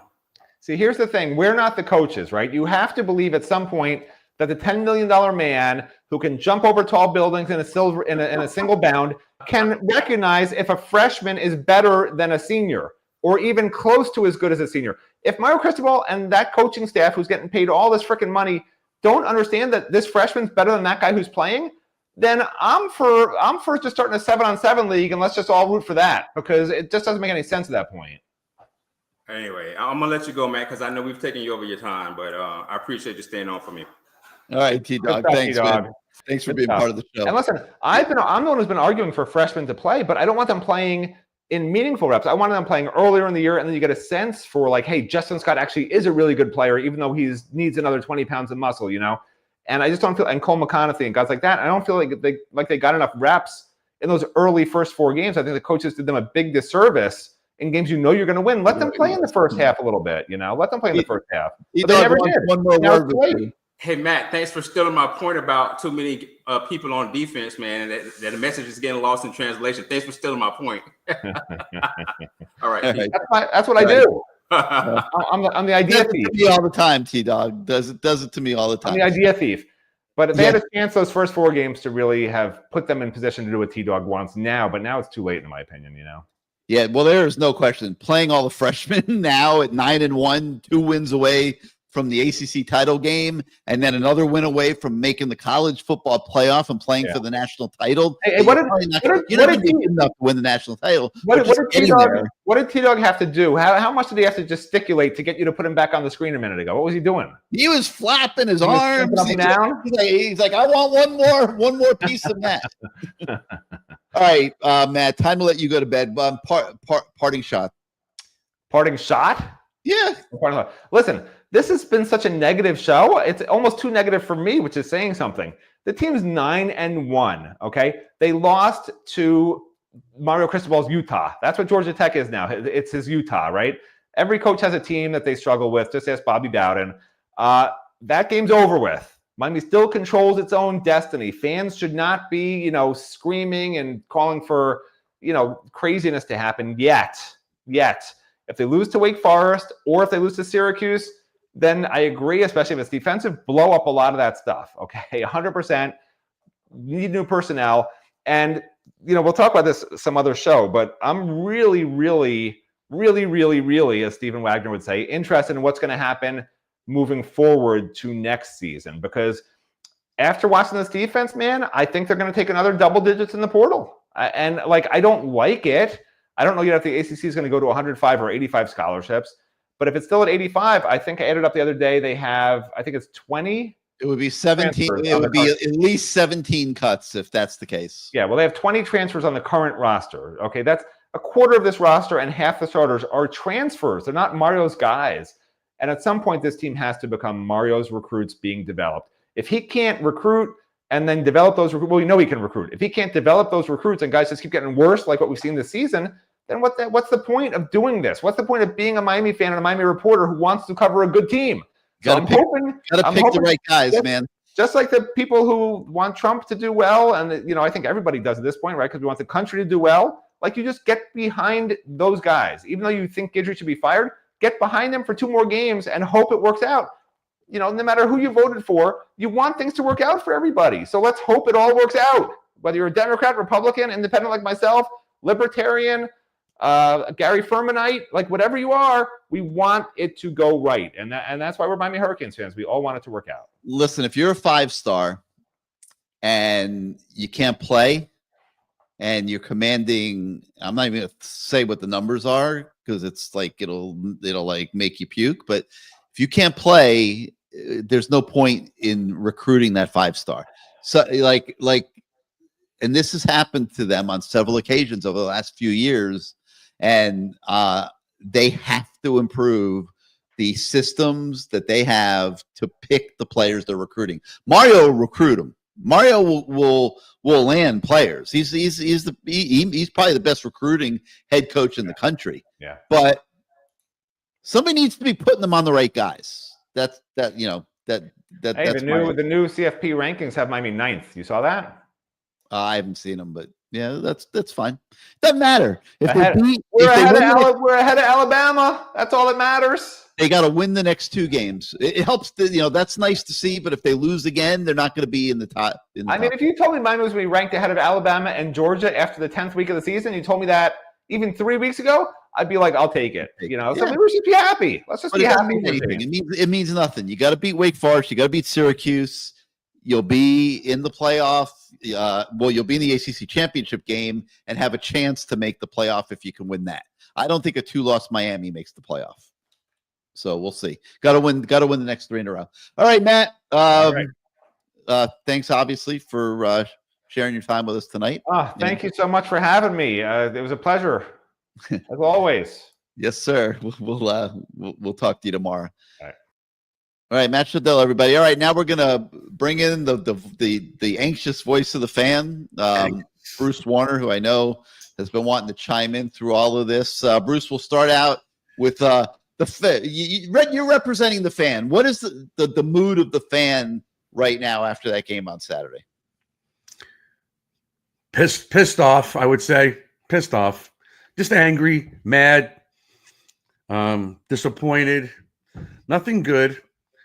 It looked like it was going to happen weeks ago. It could have happened. I mean, it looks like to me, Cal out-schemed us. Tech did it. Duke, to a certain extent, in the first half. Louisville definitely did it. And Georgia Tech did it. So I'm sitting here thinking, what the hell did they do all week? What are these guys doing all week getting ready? The Florida game, everybody says, was our best game. Now we're 9 games later. We're playing worse. Why? Now, by far the best game. We were great in Gainesville. We were great in that game. Great. But one of the things that I do, as I guess you want to call me the voice of the fan, and I know a lot of these players, I call these guys all the time. I don't want it to come from my mouth. So in the last week, I spent a lot of time talking to Greg Mark, who I respect greatly. I'm sure you do. I talked to Caesar a lot because Mark played with Sapp. He played with Cortez. He played with Russell, and he played with that defense with Jimmy and Dennis. And I spoke to Clinton Portis today talking about the offense and the running game. So this is what I hear from these guys. The defensive line has got to stop stunting. Every time the ball is snapped, what you see is this. There's movement left to right, not much going up the field. So we saw last week both of their quarterbacks with the play fakes and like the RPO, and they pull it out and they would run. But the problem is when that's happening 4 or 5 yards behind the line of scrimmage, Gary, at the line of scrimmage, these guys are going left and right instead of up the field. Greg and Caesar both told me the same thing. Ball gets snapped, get your ass up the field and get in the backfield and create problems for those guys. So they're not standing there with play fakes with 20 minutes to make a decision. You can't let them do that. That's simplifying the offense. Stop the stunting and get up the field. So Bain, who's been caught in traffic, you've seen, well, Barron, it takes bad angles.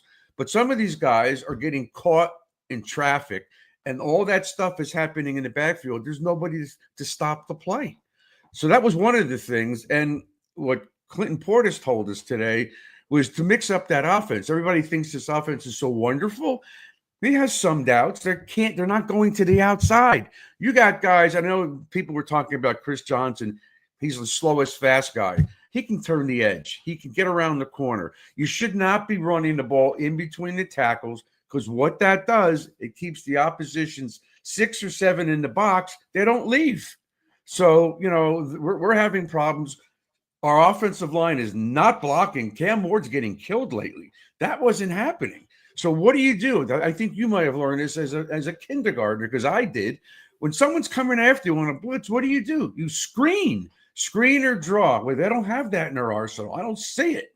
And so I'm looking at we're seeing like not a real traditional screen. We're talking about those little side passes. That's not a screen. And a lot of tight end screen, but yeah. No. But you got to be able to get the ball to the outside. So those linebackers aren't concentrating on what's in front of them. They got to get to the outside. They're not doing that. So, yeah, the offense is great, but they're starting to become very predictable. And so, I listen to these guys when I talk to them. And even Porter said the same thing about the offense. You got to throw screens. How many screens did he run? How many did Willis run? How many did Gore run? He even said Jason Gathers ran screens back in the day, and this is the best team in the country. They were running it. Why we can't do it now? Why not? What the hell? Why are we so limited to in between the tackles with Fletcher and Martinez? Yeah, they played some good games, but I understand. But offense is far from the problem. They're the top offense. I'm not saying it's the problem. I'm saying you got to. I mean, obviously they could do different things. I mean, he ran the bubble screens the other day. They got totally blown up. But that's not a screen. I'm calling them. It's a bubble screen. It's a receiver screen. But yeah, but I agree. We're not seeing them to the running backs very much, and they've got guys that can be weapons on screenplays. Yeah, no Jordan Lyle is one of them.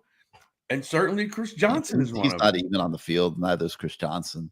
Well, I mean, they were putting Chris Johnson out there for a couple plays, but it's like it gets to the point where you put a guy on the field and he's out there to get the ball. The defense knows he's getting the ball. It loses its effectiveness. The last couple of weeks, they haven't even bothered with it. Well, on a screen, it won't lose its effectiveness if they use it wisely. But if they don't use it wisely, yeah, But you got to do these things. It's part of the offense, I'll take the offense as it is. Let's get the defense playing a little bit better. That is true. We got to obviously beat Wake Forest and Syracuse. Yeah. And I brought this up weeks ago, and I asked these guys again, how on earth can we practice against this offense and not get better? How could that be? What are we doing out there, Gary? Bruce, I'm telling you, like in practice, this defense. I've seen some of them. I know is not as bad as it's been in these games. So right. I can only attribute it to they know the plays because there's no other explanation. And T-Dog, if you're still listening, guilty. Okay, I watched this defense dominate the best offense in America at times, and yeah, I got deceived. I thought they were going to be better in the secondary than what they've been. No argument. What about this though, Gary? We have so many transfers that you don't really have any cohesiveness, and that's one of the things that all three of these guys agreed with me. Where's the cohesion? If you have this, you used to be you had the same players, 1999, 2000, 2001. They win the whole thing for the most part because there was no portal. Now you got all these different guys. You're not learning how to play as a unit. The communication is horrible on defense. They shouldn't even use that word in the same sentence. But it's not there. Terrible. I agree. Way too much confusion. Way too many wasted timeouts because of all the confusion. Yep. All right, let's go to everything 305. What you got for us, everything? Hey, Gary, how we doing? We're doing good. What's up, 305? When are we going to get you a camera or something? One of these days, there, my friend. Yeah, One of go these buy a days. webcam, man. They're $40. There Here, you, on my there tab. you I'll go. pay for it. There you go. Appreciate that. Hey, I just wanted to. I'm sorry I was able to miss positive Matt here, but Hey, he's wanted not to wrong. point He's out- not wrong, 305. He's Everybody no, wants a he's piece of not. that. I'm Yeah. just teasing. But I wanted to point something out. A couple of weeks ago, a couple of individuals kind of made fun of some of the points that I had with regards to where we were at as a team, and I felt our defense was still trying to figure out what their roles were. And I said a couple of games will be close.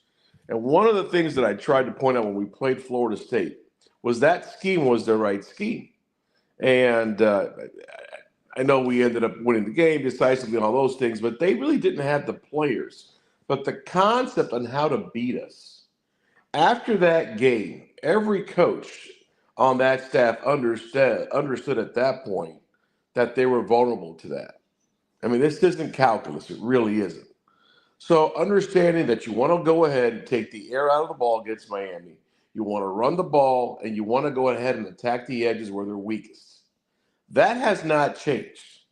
That continues to be something that we're susceptible to. And going back to what Matt said about having too many voices, that's one thing. But if you go back and look at every defense that Coach Guidry has had, going back to his days at McNeese State, always had upper level and upperclassmen at the safety position. The guys that understood his concept, but had the athleticism and the brains to be able to make certain plays, especially being able to shell things out where you can be in a good angle, in position to have a good angle to make a play. You've got no safeties that can run this defense. And when you also add in that you're missing two good corners, okay? Yeah, OJ Frederick is a good kid. For a freshman, he's done a really, really good job, no doubt about it. But there are certain things that he won't do, that Lance Guidry won't do, based on the vulnerabilities that these guys have, based on experience, chemistry, and cohesion. So what are we talking about? Hey, 305. Had those two guys not left early, we would have had two senior safeties. But because they left, we don't.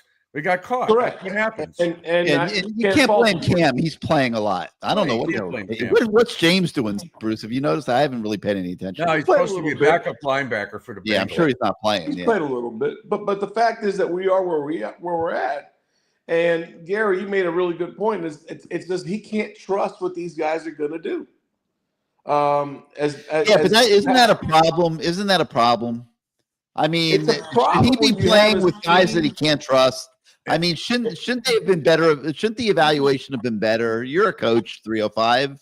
I mean, I don't think your evals are the issue. I think the issue is why? If you're recruiting when players you that don't have the football smarts to grasp a system, and you have to go vanilla because they'll bust left and right, and they're waving their arms on the field, confused. Isn't that evaluation? I also think, Gary, and everything that they figured that the front four was going to be a lot better than it is. They didn't think this was going to happen, because this really blows their mind now. Listen, Simeon Barrow and Tyler Barron were late pickups in the portal. Right. Yeah. But it hasn't affected Barrow. He's played pretty damn good. Well, and you've had your best defensive player from last year in the front seven. He gets nicked up game one. He's not 100%. He's not the same guy he was last year. He's not physically the same guy. You know, you can see he's lacking some explosiveness. Absolutely. He's getting double teamed. He's getting chopped around. He's not comfortable. He's just not 100% physically, and that's part of this gig. You know, it's great when you're a freshman. You're a freshman All-American, but as a sophomore, you're not going to catch anybody by surprise. But he's been nicked up, missed his 4 games. All those reps you can't replicate. So when you look at everything together, I don't say it's also a little bit of bad luck, Gary. Sometimes when you're thin with experience-wise and guys get nicked up, that doesn't help you. I thought Damari Brown was set to have a great year. I really did. And I'm not the only one, because there hasn't been a scout that's gone to watch practice, that has said the same thing about this kid. So the potential's there. He's good. But I think Matt's point about Messidor, And Gary saw it, and I saw it he was killing people. And Killing now people. killing people. Destroying the best offense in the country on the practice field. Destroying them. He's basically physically not the same guy he was in camp. And that's based on who he is. These guys have a history I for a can't reason. explain that. Yeah, but he doesn't like playing in traffic. He'd rather be on the outside. He needs to be on the outside for sure. Yeah, he doesn't want to be where he's at. And I don't know why they do all these things, but if he's better than Barron, get Barron on the bench and let him play on the outside and put somebody else in the inside. Now, a question, we talked about the freshman not being ready. Well, there's a kid from North Carolina that all we heard for the first couple of months is how good he was going to be. And we haven't seen anything. This is year 2. And I've yet to see Horton do anything on the defensive tackle side. He hasn't been healthy. I mean, but I'll tell you, Mario's got to figure something out. Why have they done such a great job of player identification, development on the offensive side of the ball, primarily at the offensive line, where he and Alex Mirabal are handpicking the players, okay? And they've done a good job at that spot. They really have. A couple mistakes, but for the most part, they've done a good job. That's not the same at every position. So the award elevates everybody's play. Look at Arroyo this year, the receivers. Again, Sam Brown dropped another ball. I know Mario was mad at that. You could see it in his face. He was they didn't count it as a drop. That was a big drop. He got destroyed. He got pounded on that. Well, I didn't. Listen, I'm a tough critic, and I didn't even consider that a drop. He got killed. But going back to my original point here, what I was trying to get was understanding the way this game was going in the second quarter. You can't leave points on the board. You got a 4th and 3. You're down 4. You take your points. No because doubt. You understand that what they're running is exactly what Florida State tried to do. You already knew that teams are going to try to do this to you. So at this stage, this should be nothing new to you. It was a massive mistake in the country. So why wouldn't you get within 1 point? It was a massive mistake, and they were chasing it for the rest of the game. Exactly. And then the next thing is you go to when they go for the 2-point conversion. You're still on the road. You still have whatever points you have. You've got to take when it's necessary for you to stay in the game, knowing how poor your defense is playing, and you've got to go for 2 to make sure you have an opportunity to go ahead and get the lead or stay tied at worst case. That's when you go for 2 because you're on a road and you're not playing well defensively. You're really playing poorly. But I'll point out one thing. We talked about dotting up a blitz and some of the games he hasn't played and we're stunning all the time. I will say that the most critical defensive play of that game, the defense made, and they gave Cam the ball back. That was a big time stop to go ahead and on the quarterback keeper to go ahead and stop that up the middle. I thought that was tremendous for them to be ready for that situation. They knew what they were going to run, and that was the best defensive snap they had collectively that day.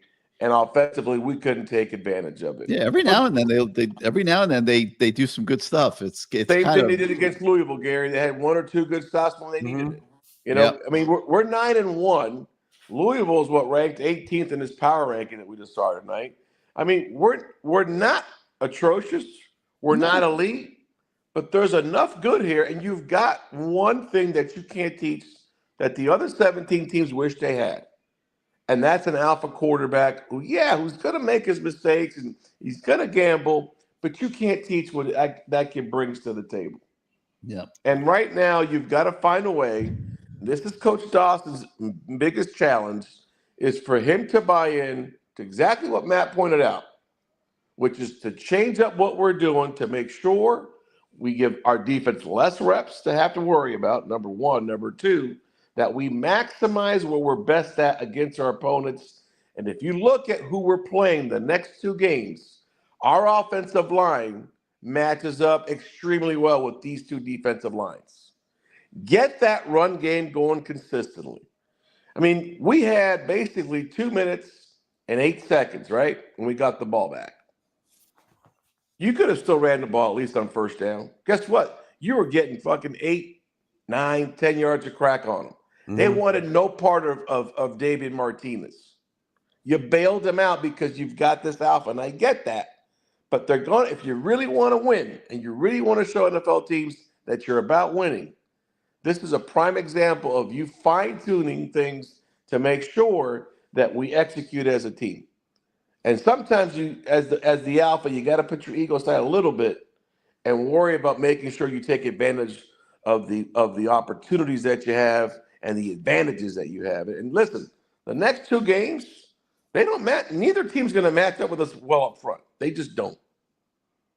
So it's a great opportunity for Dawson to reevaluate things. We talk about not hitting the perimeter, that we're always inside the box. That's true. We don't get enough motion. We don't get enough jet sweeps. We have enough speed out there. We're not squeezing that. We're not squeezing our opponents the way we need to. And when they're showing you cover 2, and then they go ahead and they drop into a spread 3, dude, just take what they're giving you. Mm-hmm. And if we do that, I'm telling you, it's all predicated on how well we run the ball. And if we go ahead and switch to that, we shouldn't have a problem. There'll be close games. There'll be good games. You should come out winning the next 2 games. Because my opinion is you got to get to the ACC championship game.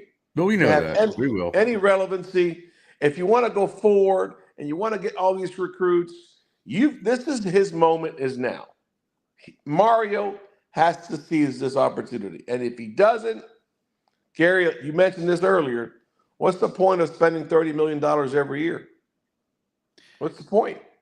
I mean, the point is you got to pick the right players. Listen, I mean, I know I'm a broken record on this subject, and, Mad Rappers, he's sitting here taking shots at me, but I know I've been saying it, Mad Rapper, but how am I wrong? We don't have a player on this defense that is going to get drafted day 1 and day 2.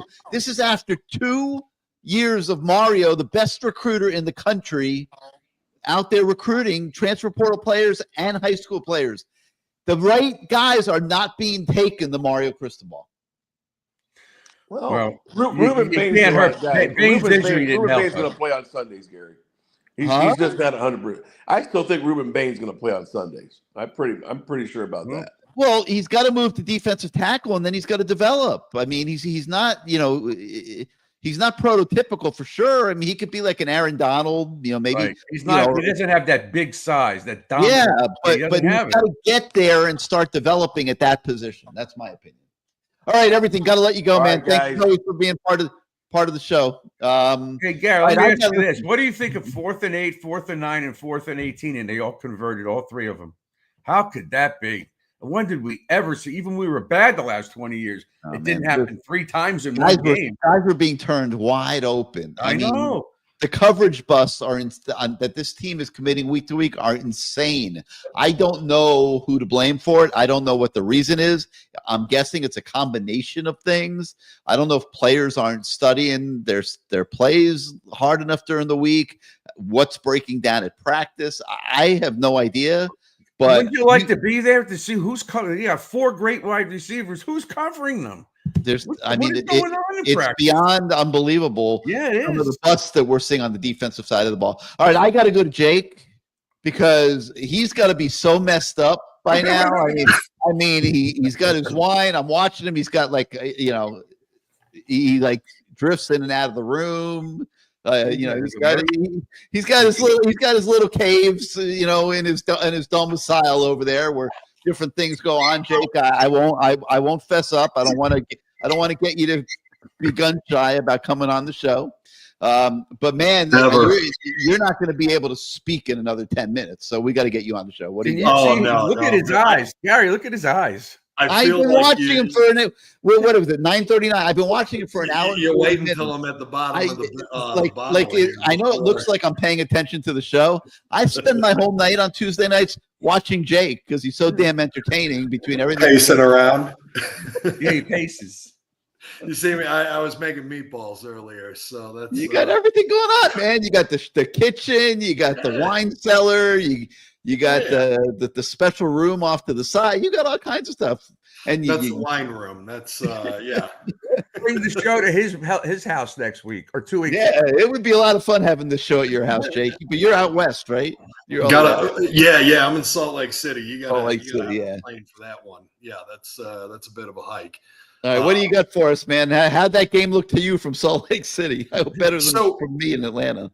So, two things can be true at the same time here. And this season, I've always said I want to be entertained. There's a caveat to that. Now, this season, entertaining. We're probably going to the championship, the ACC championship game. We're probably gonna win the next two. We should, hopefully. With that being said, there's two things. I see the program going in reverse. We are one player away from being in catastrophe right now.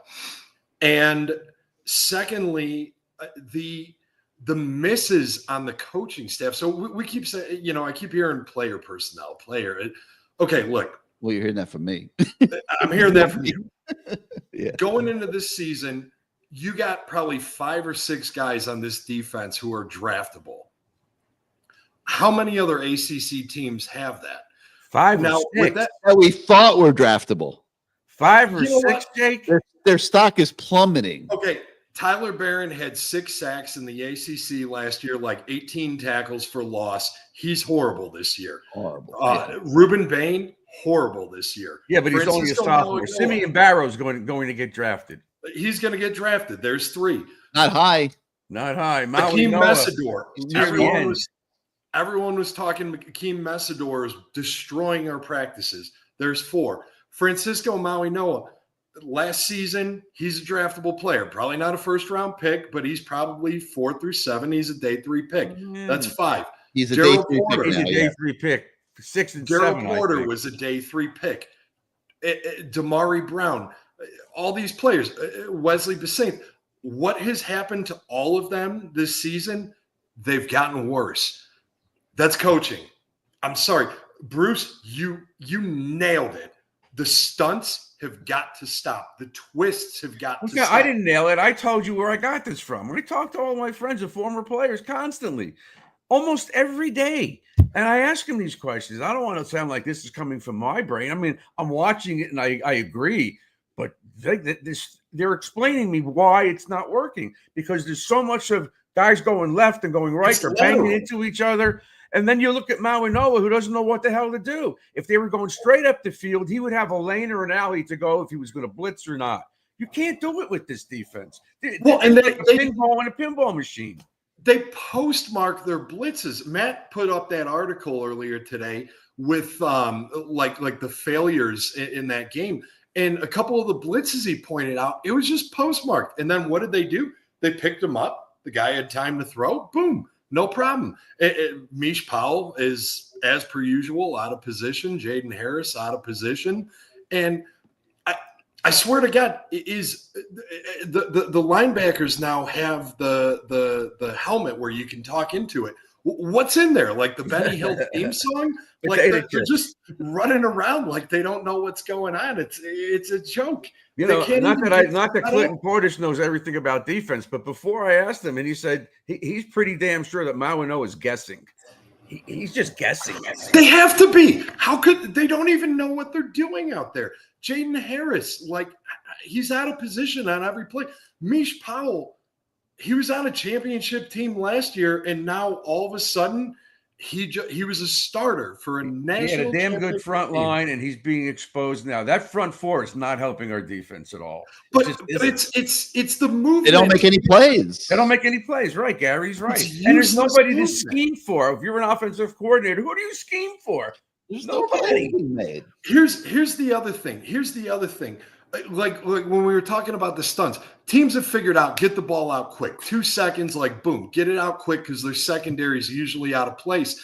And so when you're stunting, you're making lateral movement, and you can't get. How many plays has Tyler Barron or Ruben Bain been right at the quarterback but can't get it because they were stunting, and they're making lateral movement when they should be crashing down on the quarterback. Well, Greg Mark also told me that it should be an L. It's called that you go up. And then if you think you can get around, you do it. But otherwise, then you cut inside.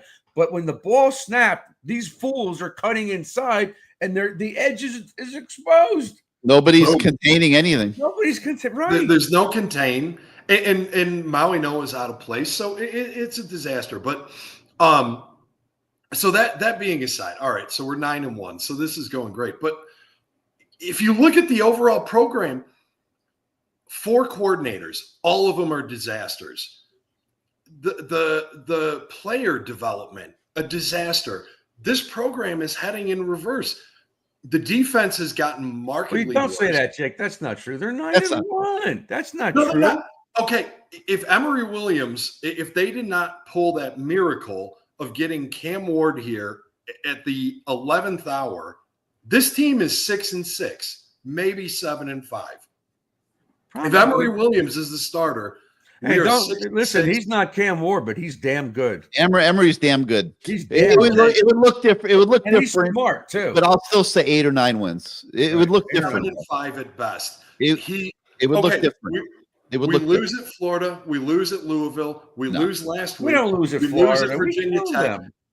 What's that? No, Jake, we would not have lost. To Florida. I don't You're, think you're underestimating undervaluing him. Emory Williams. Emory Williams doesn't have the moxie to go into the swamp and play. No, he went to Florida State and almost beat them. How do you know yet? I mean, he was a true freshman last year. He beat Clemson. Yeah. Okay, he doesn't come back against Cal. He doesn't come back against Virginia Tech. Louisville blows us out of the water. Right now, we're staring down, 6-4. We probably lose to Syracuse. Well, you say blows us out of the water, but look at our defense in all those games. My goodness. And we were But that's behind the in point. most of those games. I mean, you're not wrong. He's not wrong, Bruce. He's not wrong in the fact that Cam Ward has erased a lot. Of course, I understand that, but that's not normal. Our defense has gotten worse. Our offensive line is marginally better. Cam Ward erases a lot of. But they screwed up on that last play the other day. They only Yeah, rushed 3. They only had to deal with 3 guys, and they let Cam Ward get hit.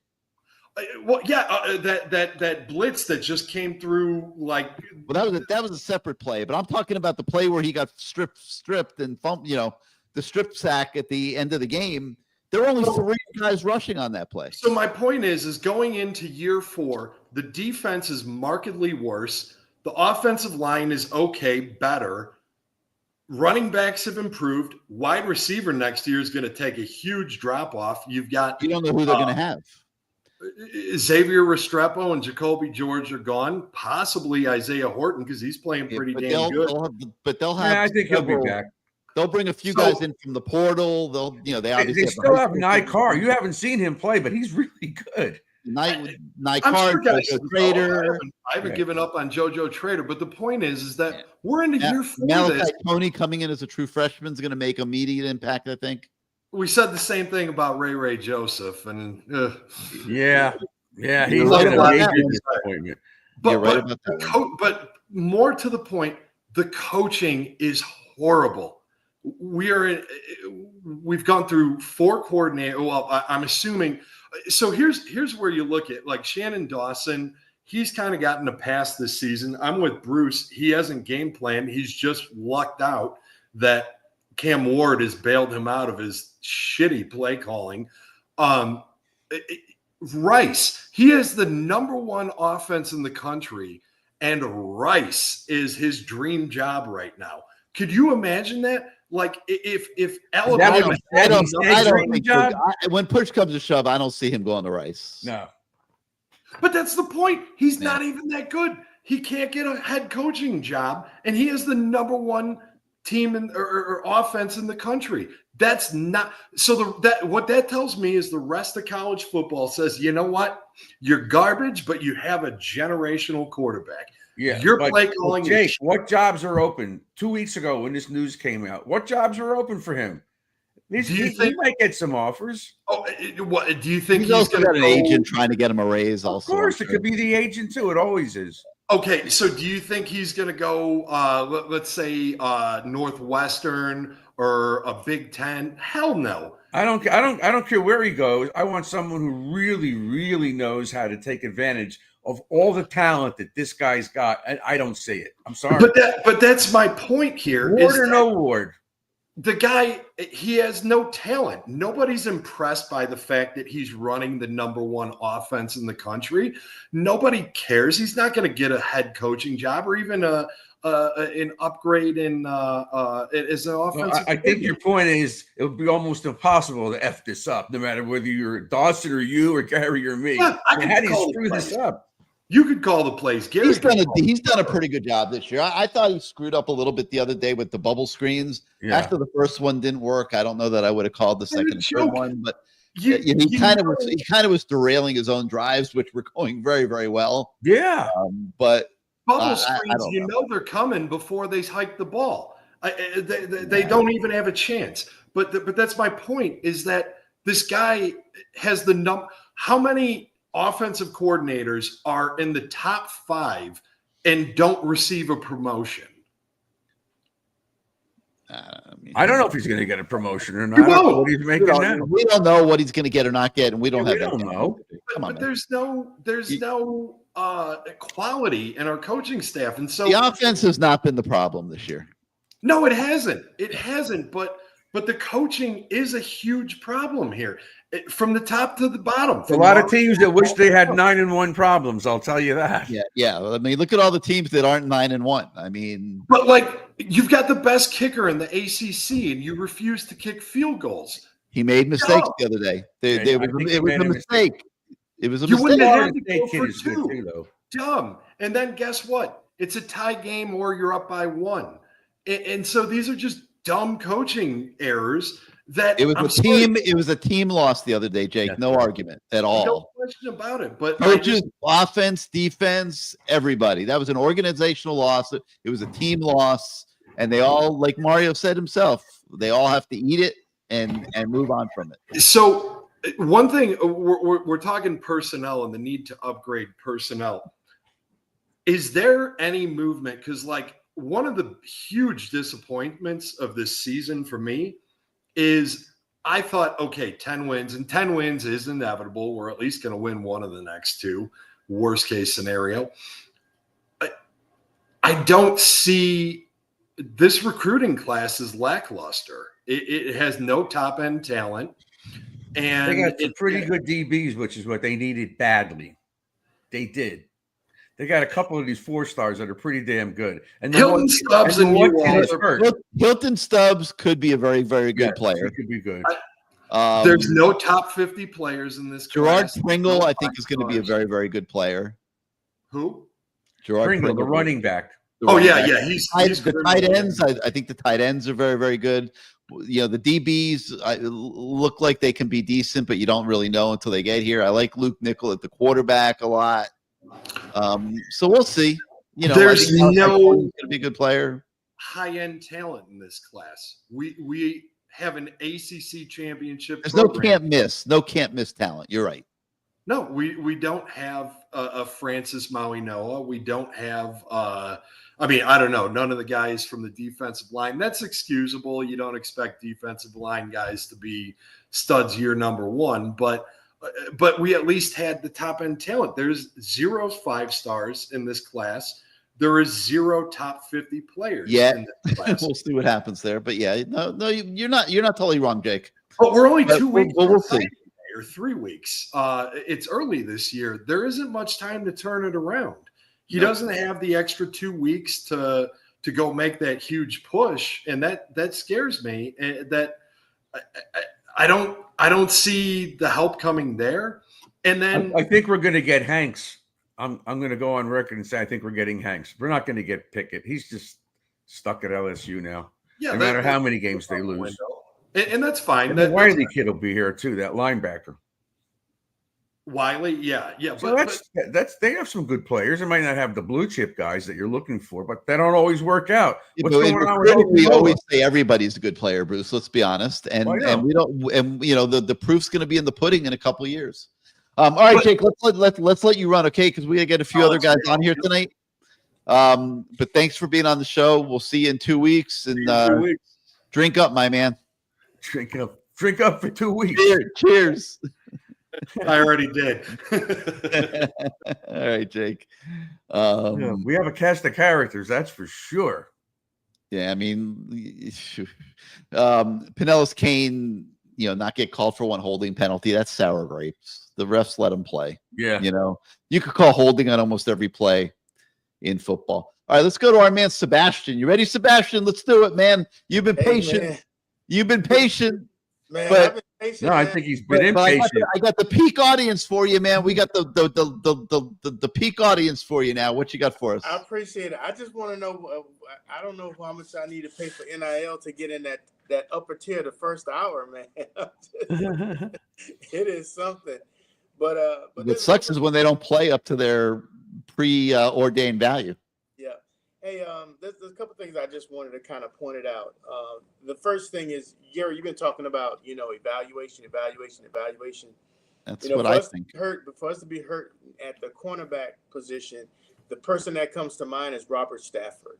This was a kid that was committed to Georgia that we flipped, and we got him on the team, and he just can't seem to get on the field. And He was there. I saw him the other day. He's playing. He's on special teams. I know that. But that means he's a bad evaluation. Yeah. But the thing I have to say is, this was a guy that was committed to Georgia that we were able to get, and Well, Georgia makes mistakes too. Mhm. So that's where we kind of miss it. Or maybe they're better at coaching up their players. Don't know. The second point I wanted to make, and this is for you, Bruce and Gary, you can kind of chime in. Would you guys agree that probably Brent Key probably outcoached us in that Georgia Tech game? Without a doubt. He was unbelievable. And last year too. Unbelievable. Last year too, Gary, with the So- defense so- that they so threw with- at us. So with that being said, Mario came out the interview saying, we got to own it, we got to own it, we got to own it. This is the first time, this is probably one of a couple of times I can truly say that I think coaching lost this game. And I don't want to lay it completely at Mario's feet, but there's 3 games left in the season. You're trying to get to Charlotte. And to not kick those field goals, I mean, we were going to get the ball in the second half, right? We were going to receive the second half kickoff. So what's wrong 14-13? What's wrong?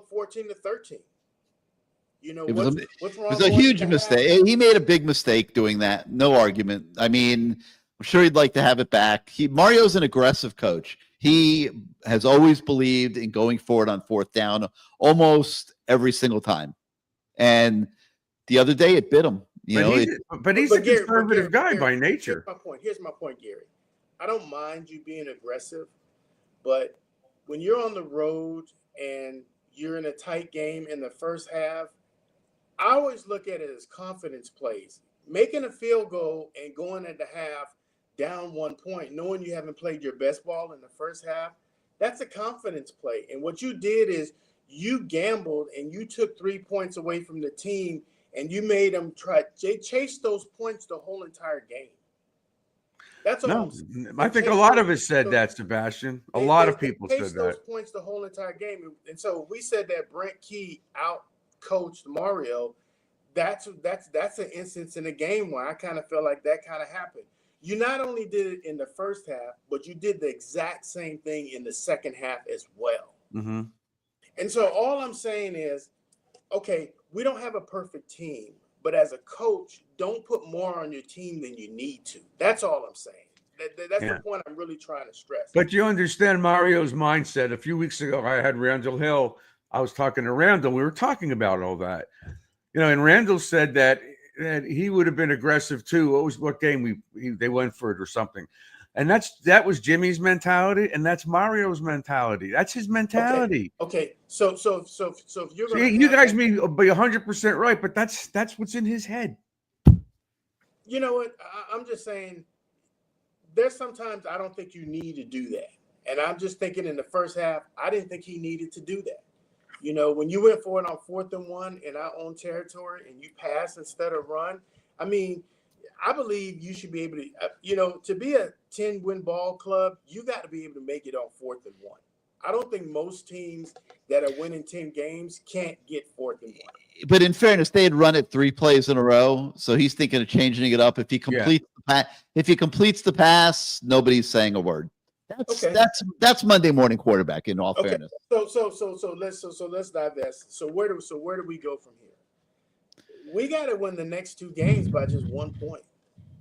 It's not about being sexy. It's not about style points anymore. All we want to do is put ourselves in position, be in Charlotte, and if we win that game, we make it to the playoffs, and that's a successful season. If we win the next 2 games, Sebastian, by 1 point, how confident are you going into the ACC title? So let me answer that question. Because Bruce. if you're not going to be certainly not thinking of blowing people out anymore. So let me answer that question. I think I'm pretty confident. And the reason why is because that shows growth year over year. You got Cam Ward, and you just have to get to the dance.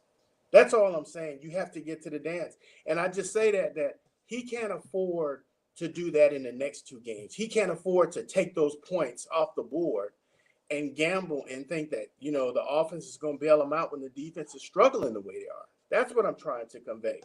Because the personnel that we have is the personnel that we're going to battle with. No, I wish we would have taken the 3 points too. I agree 1,000,000% on that.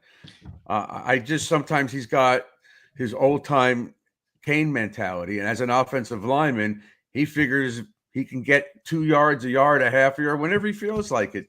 But they did it 3 times here. They didn't do anything, so he went for the pass, which was a risk, which is him, but it did work out. I don't know if the game would have been over had he failed, but the margin for error with this defense now, pretty scary. Yeah. The other point I want to make is this: the blueprint is out there that they're really targeting Maui Noah. They're really targeting him, and so I'm just wondering, what can Lance Guidry do to kind of compensate him being targeted like that? Well, I don't know when you say targeted. I mean, unfortunately, the offensive linemen are not firing out. They are firing out, and they're getting to our linebackers, which they shouldn't be able to do. That's got to stop. Well, he plays too much almost on the line of scrimmage where he has he does, and dart it out. And I'm just thinking that should we continue to do that? No, I said before we should have our 4 guys go right up the field and let him sit back 3 or 4 yards like all the linebackers used to do back in the day and see what's opening and see what's developing. And if you do have to run someplace, you're not stuck in garbage. Those guys are in the backfield. So because I think you're putting a lot of pressure on. So my last question would be this: how confident are you guys that we can win the next 2 games? I'm very confident. Very confident. I think they're going to kick the crap out of Wake Forest. Me too. They have 2 weeks to prepare. I think it's going to be like the Gator game. Remember, the best game that we looked was the Gator game. Both sides of the ball, preparation, the whole thing. Well, they had weeks to prepare for that game. They have 2 weeks to get ready for this Wake Forest game. I think they're going to kick the crap out of Wake Forest. I'm a little concerned about the Syracuse game, but we'll see. You'll see. I just hope they don't put too much pressure on themselves when they just realize that. I like what Shannon Dawson say. Routine plays. Routine plays. Yeah, but routine plays, you could easily spot what you're going to do when it's routine. It becomes habit. And that's what some of these D coordinators have learned, our habits. Hence, the last 2 games, they're starting to blanket Restrepo a lot more, making somebody else to make the plays, like Sam Brown, who didn't catch the ball. Well, you could say he was smacked or not, but I've seen a lot of guys make catches like that. I haven't seen Horton drop too many when he's got his arms are stretched out and he gets smashed and he still hangs on to it. He's just a better receiver. That's all. So I don't believe he's a bad receiver.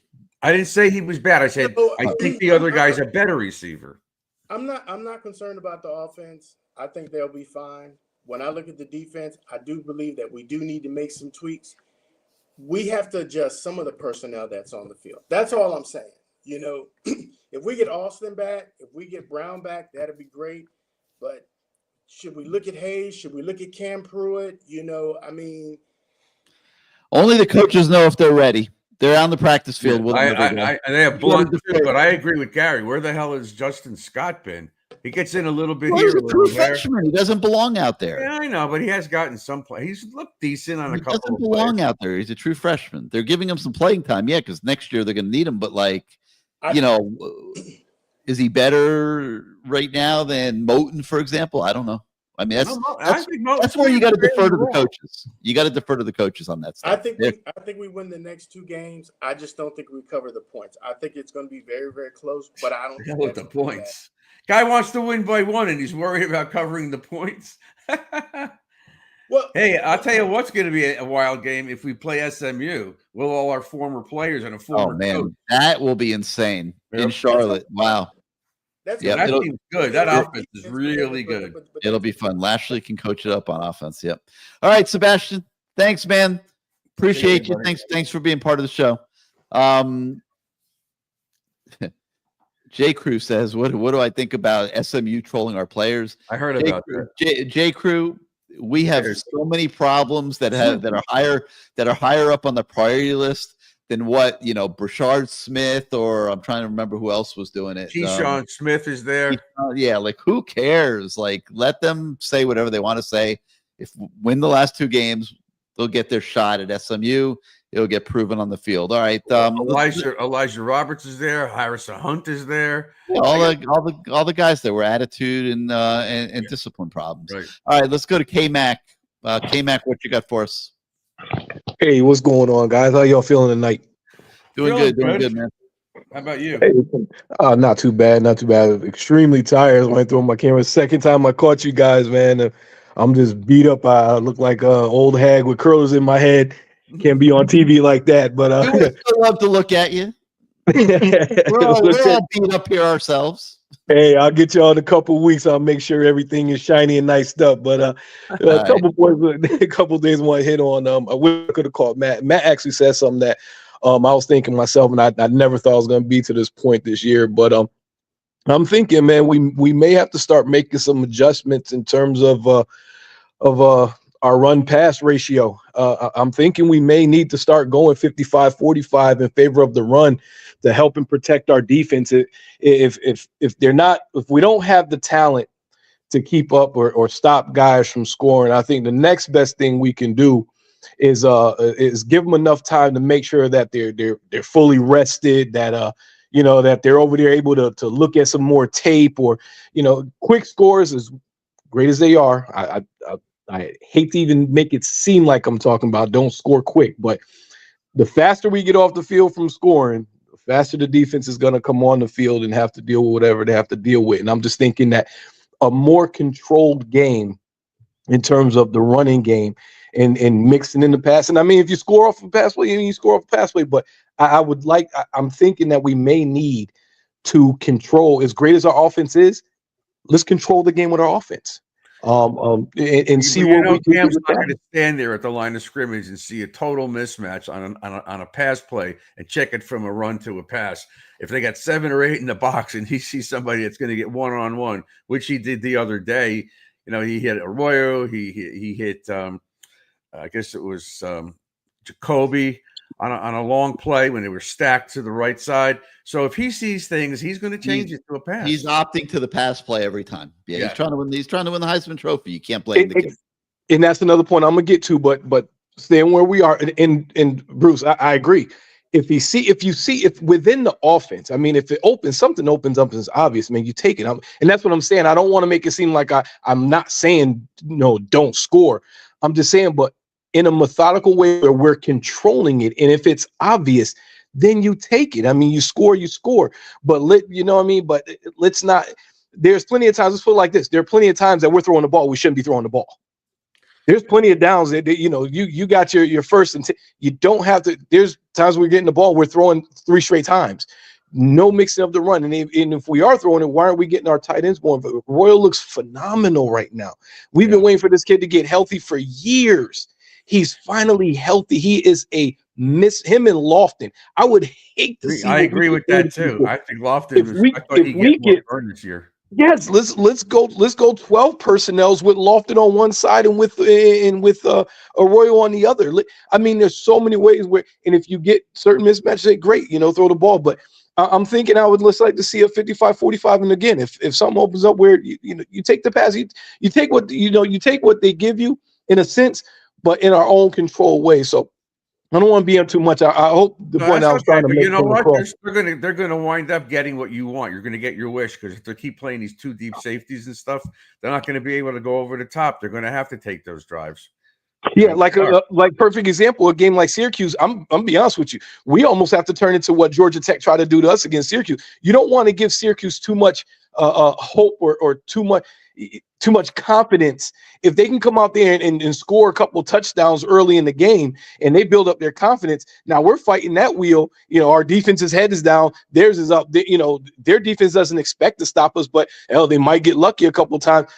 And so I'm just thinking that we may end up having to flip the script and pull kind of not necessarily in just we're just running 100% of the time, but I'm just saying is running the ball more, trying to play more control versus letting a Syracuse type team who they want to get up and down, or even like an SMU, where offensively, they're a tad behind us, but defensively they're better than us. And so it's like, hey, those are some things that I would like to see them maybe look into. And so my second point is what you said about the Heisman.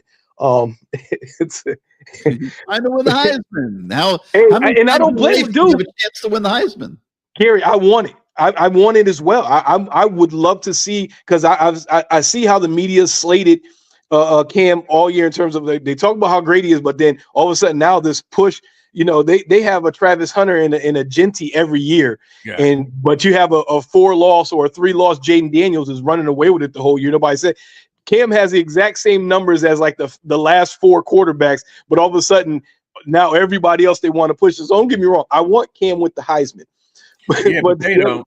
They don't want Miami to win anything. That's the problem with the whole thing. But the other side of it is then we're talking that win. So, for instance, you take Boise State and the Genty kid, right? He's running up the score. He 1,500, 1,600. He's about to smash every record, which is what everyone's promoting. But if Boise State got down 21-28 in the game, do you think they're going to keep trying to run to get Genty that Heisman? Or you think they're going to open up the playbook and try and get those and get back in the game by throwing the ball, which they know, they have to do at that point? And so I'm kind of thinking, putting it in the same perspective, everybody wants Cam to get the numbers. We all want Cam to get the numbers, but to me, it's going to have to be in the flow of the game. It's going to have, if we need to run, it makes sense to run. We got to run. If that's what's going to take to win, we're pounding somebody, we're running the ball down somebody's throat. We're getting, 7, 8, 9, 10 yards of carry. That's what we have to do. That's what has to be done. I don't see a Genty. I don't see Boise State, who's right in the playoff thick of things right now. So let's put it in perspective. They're right where we are. They're trying to make the playoffs. If Boise State is down 20 on, you think they're running Genty the way that they run him? I don't think so. And I think Cam has to take the same approach. We want the Heisman, but we want the championship. We want the playoffs more. And we have to start to decide what makes the most sense. The numbers are there already. Now the wins are going to be the second part, because Cam loses another game. You lose another game to a SMU. You lose another game to a Syracuse. You're not getting it anyway at this particular point, because everyone's pushing the Travis Hunter. Everyone's pushing the Genty because they just want – I always say it as the Miami bias. You've heard him say several times he doesn't care. That's not his main motivation. Yeah, it may be subconsciously, or maybe he won't tell everybody the truth, but, I think he wants to win. I think he wants to win way more than if he wins the Heisman, because he's Absolutely. like that. Yeah, and I'm not doubting a little bit more. I think he wants to win Heisman. I'm sure he does. But not at the expense of putting himself out there. He would like to do both, obviously. All right, absolutely. Thanks, man. Thanks, guys. Talk to you in a couple of weeks, bud. All right, man. Yep.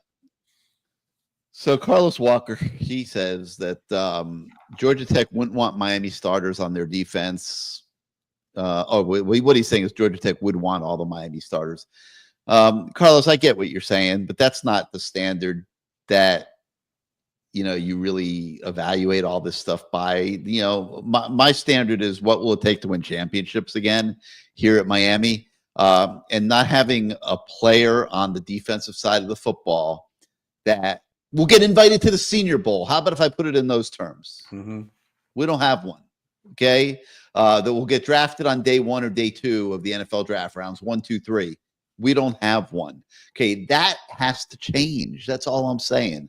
Okay, and that all has to do with things that happened before the players ever step foot on campus. And I hope, I've been saying this for years, and like what I can't remember who it was earlier. Like, no, they're not going to listen to me. I mean, but I would argue it to the end of the day, man. It's like I've watched Bruce. We keep watching this year after year after year after year, where our teams aren't good enough. They're just not. They're win some, lose some, middle like ACC teams that go 8-4 every year. That's what we were under Golden. That's what we were, other than one season under Mark Richt, and then we lost the last 3 games in a row. Yep. And that's what we've been so far under Mario, who I honestly believe is the best recruiting head coach in the country. So if I've got the best recruiting head coach in the country, and I don't argue that if they didn't have Cam Ward this year, they would be an 8-4 team. I believe they would be. So if we're still at that same level from a personnel standpoint, and we got the best, we don't have anybody that can get drafted. We don't, on the defensive side of the ball, obviously Cam Ward is now going to get drafted on the offensive side. Restrepo's probably looking 4th, 5th round. Jacoby George is probably too skinny, late round. But the point I'm making is if we don't, Arroyo's going to get picked. Arroyo's going to be a 2nd round pick. But if we don't have guys on the side of the ball, like the defense, that are in that kind of class, that just tells me that the right players are not being brought to the best recruiting head coach in the country. And he can't do everything. He can't do all the vetting of recruits and run the program and do all the recruiting he does. And he can't game plan for both sides of the ball and know the opponent inside and out. And like all the things that are on the plate of a head coach, you have to have a complete program in this game. And you have to trust your coordinators and your staff. I'm not going to say he doesn't, but I don't think a lot of fans do. Because you have to. Like you have no choice. He has to, but we don't. No, but that's the deficiency, the biggest deficiency that I see in this football program still finishing up year 3 of Mario, and that is the evaluation of personnel and getting enough of the right guys in here and elite football players, and we don't have enough. How about the development of the personnel, not just getting them? Well, that's a separate argument, and that goes to the ability of the individual position coaches for the most part, and that's a whole nother argument whether they're good developers of talent. Because it was pretty obvious that Butch was, that's for sure, and he knew how to find talent. But to be a proper opinion guy on that subject, you have to literally be at every practice, and you have to be you have to be watching those position coaches at every practice, how they are trying to develop the kids, and see what the ability level is of those kids. Maybe that is a deficiency. We don't know, but we do know it's not showing up on game day on the defensive side of the ball. It is on offense, but not on defense, and that's got to change, Bruce. Well, sure it does. But, I said this an hour ago. I'll say it again. How are we not getting any better practicing against this kind of skilled offense? The receivers, the tight ends, the running backs. How are we? And not only are we terrible tacklers, horrible angles, eye discipline is not one position group on defense playing well. Not one. Not right. But again, they're practicing against these guys. They're practicing against Cam Ward 3-4 times a week. What am I missing? But they also are practicing against a scout team. Yeah, I know, but still. But the point is we don't have one position group on defense playing well. That's the facts. Who's our best defensive player this year, would you say? Oh, to me, OJ Frederick. Right? OJ Frederick. Okay, and that's about it. You don't even know he's out there, Bruce. They don't ever like. I don't have the stats in front of me. Pro Football Focus tracks this stuff.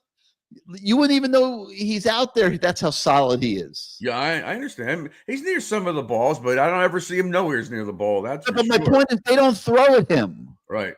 Why would you? Yeah. I don't know. I think that I'm hoping they change some of that defensive line stuff, like these guys are telling me, and get rid of this.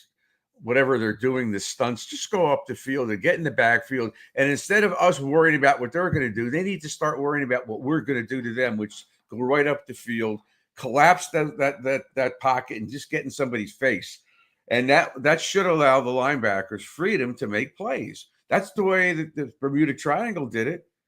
Those guys didn't make all the tackles. But they don't have Bermuda Triangle. Of course they don't. And they don't have Warren Sapp on the defensive line either. Right. I know. I hear All right, you. we want to thank everybody for watching tonight. Great show. Everybody that participated. We Yeah, good job, appreciate you it. guys. Open week this week. No show next Tuesday. We'll be back in 2 weeks from tonight. We'll break down the Wake Forest game and see where the team's at as it gets ready to go to Syracuse on Thanksgiving weekend. So for Matt and Bruce, I'm Gary. Thanks again for watching, everybody. We will see you next time.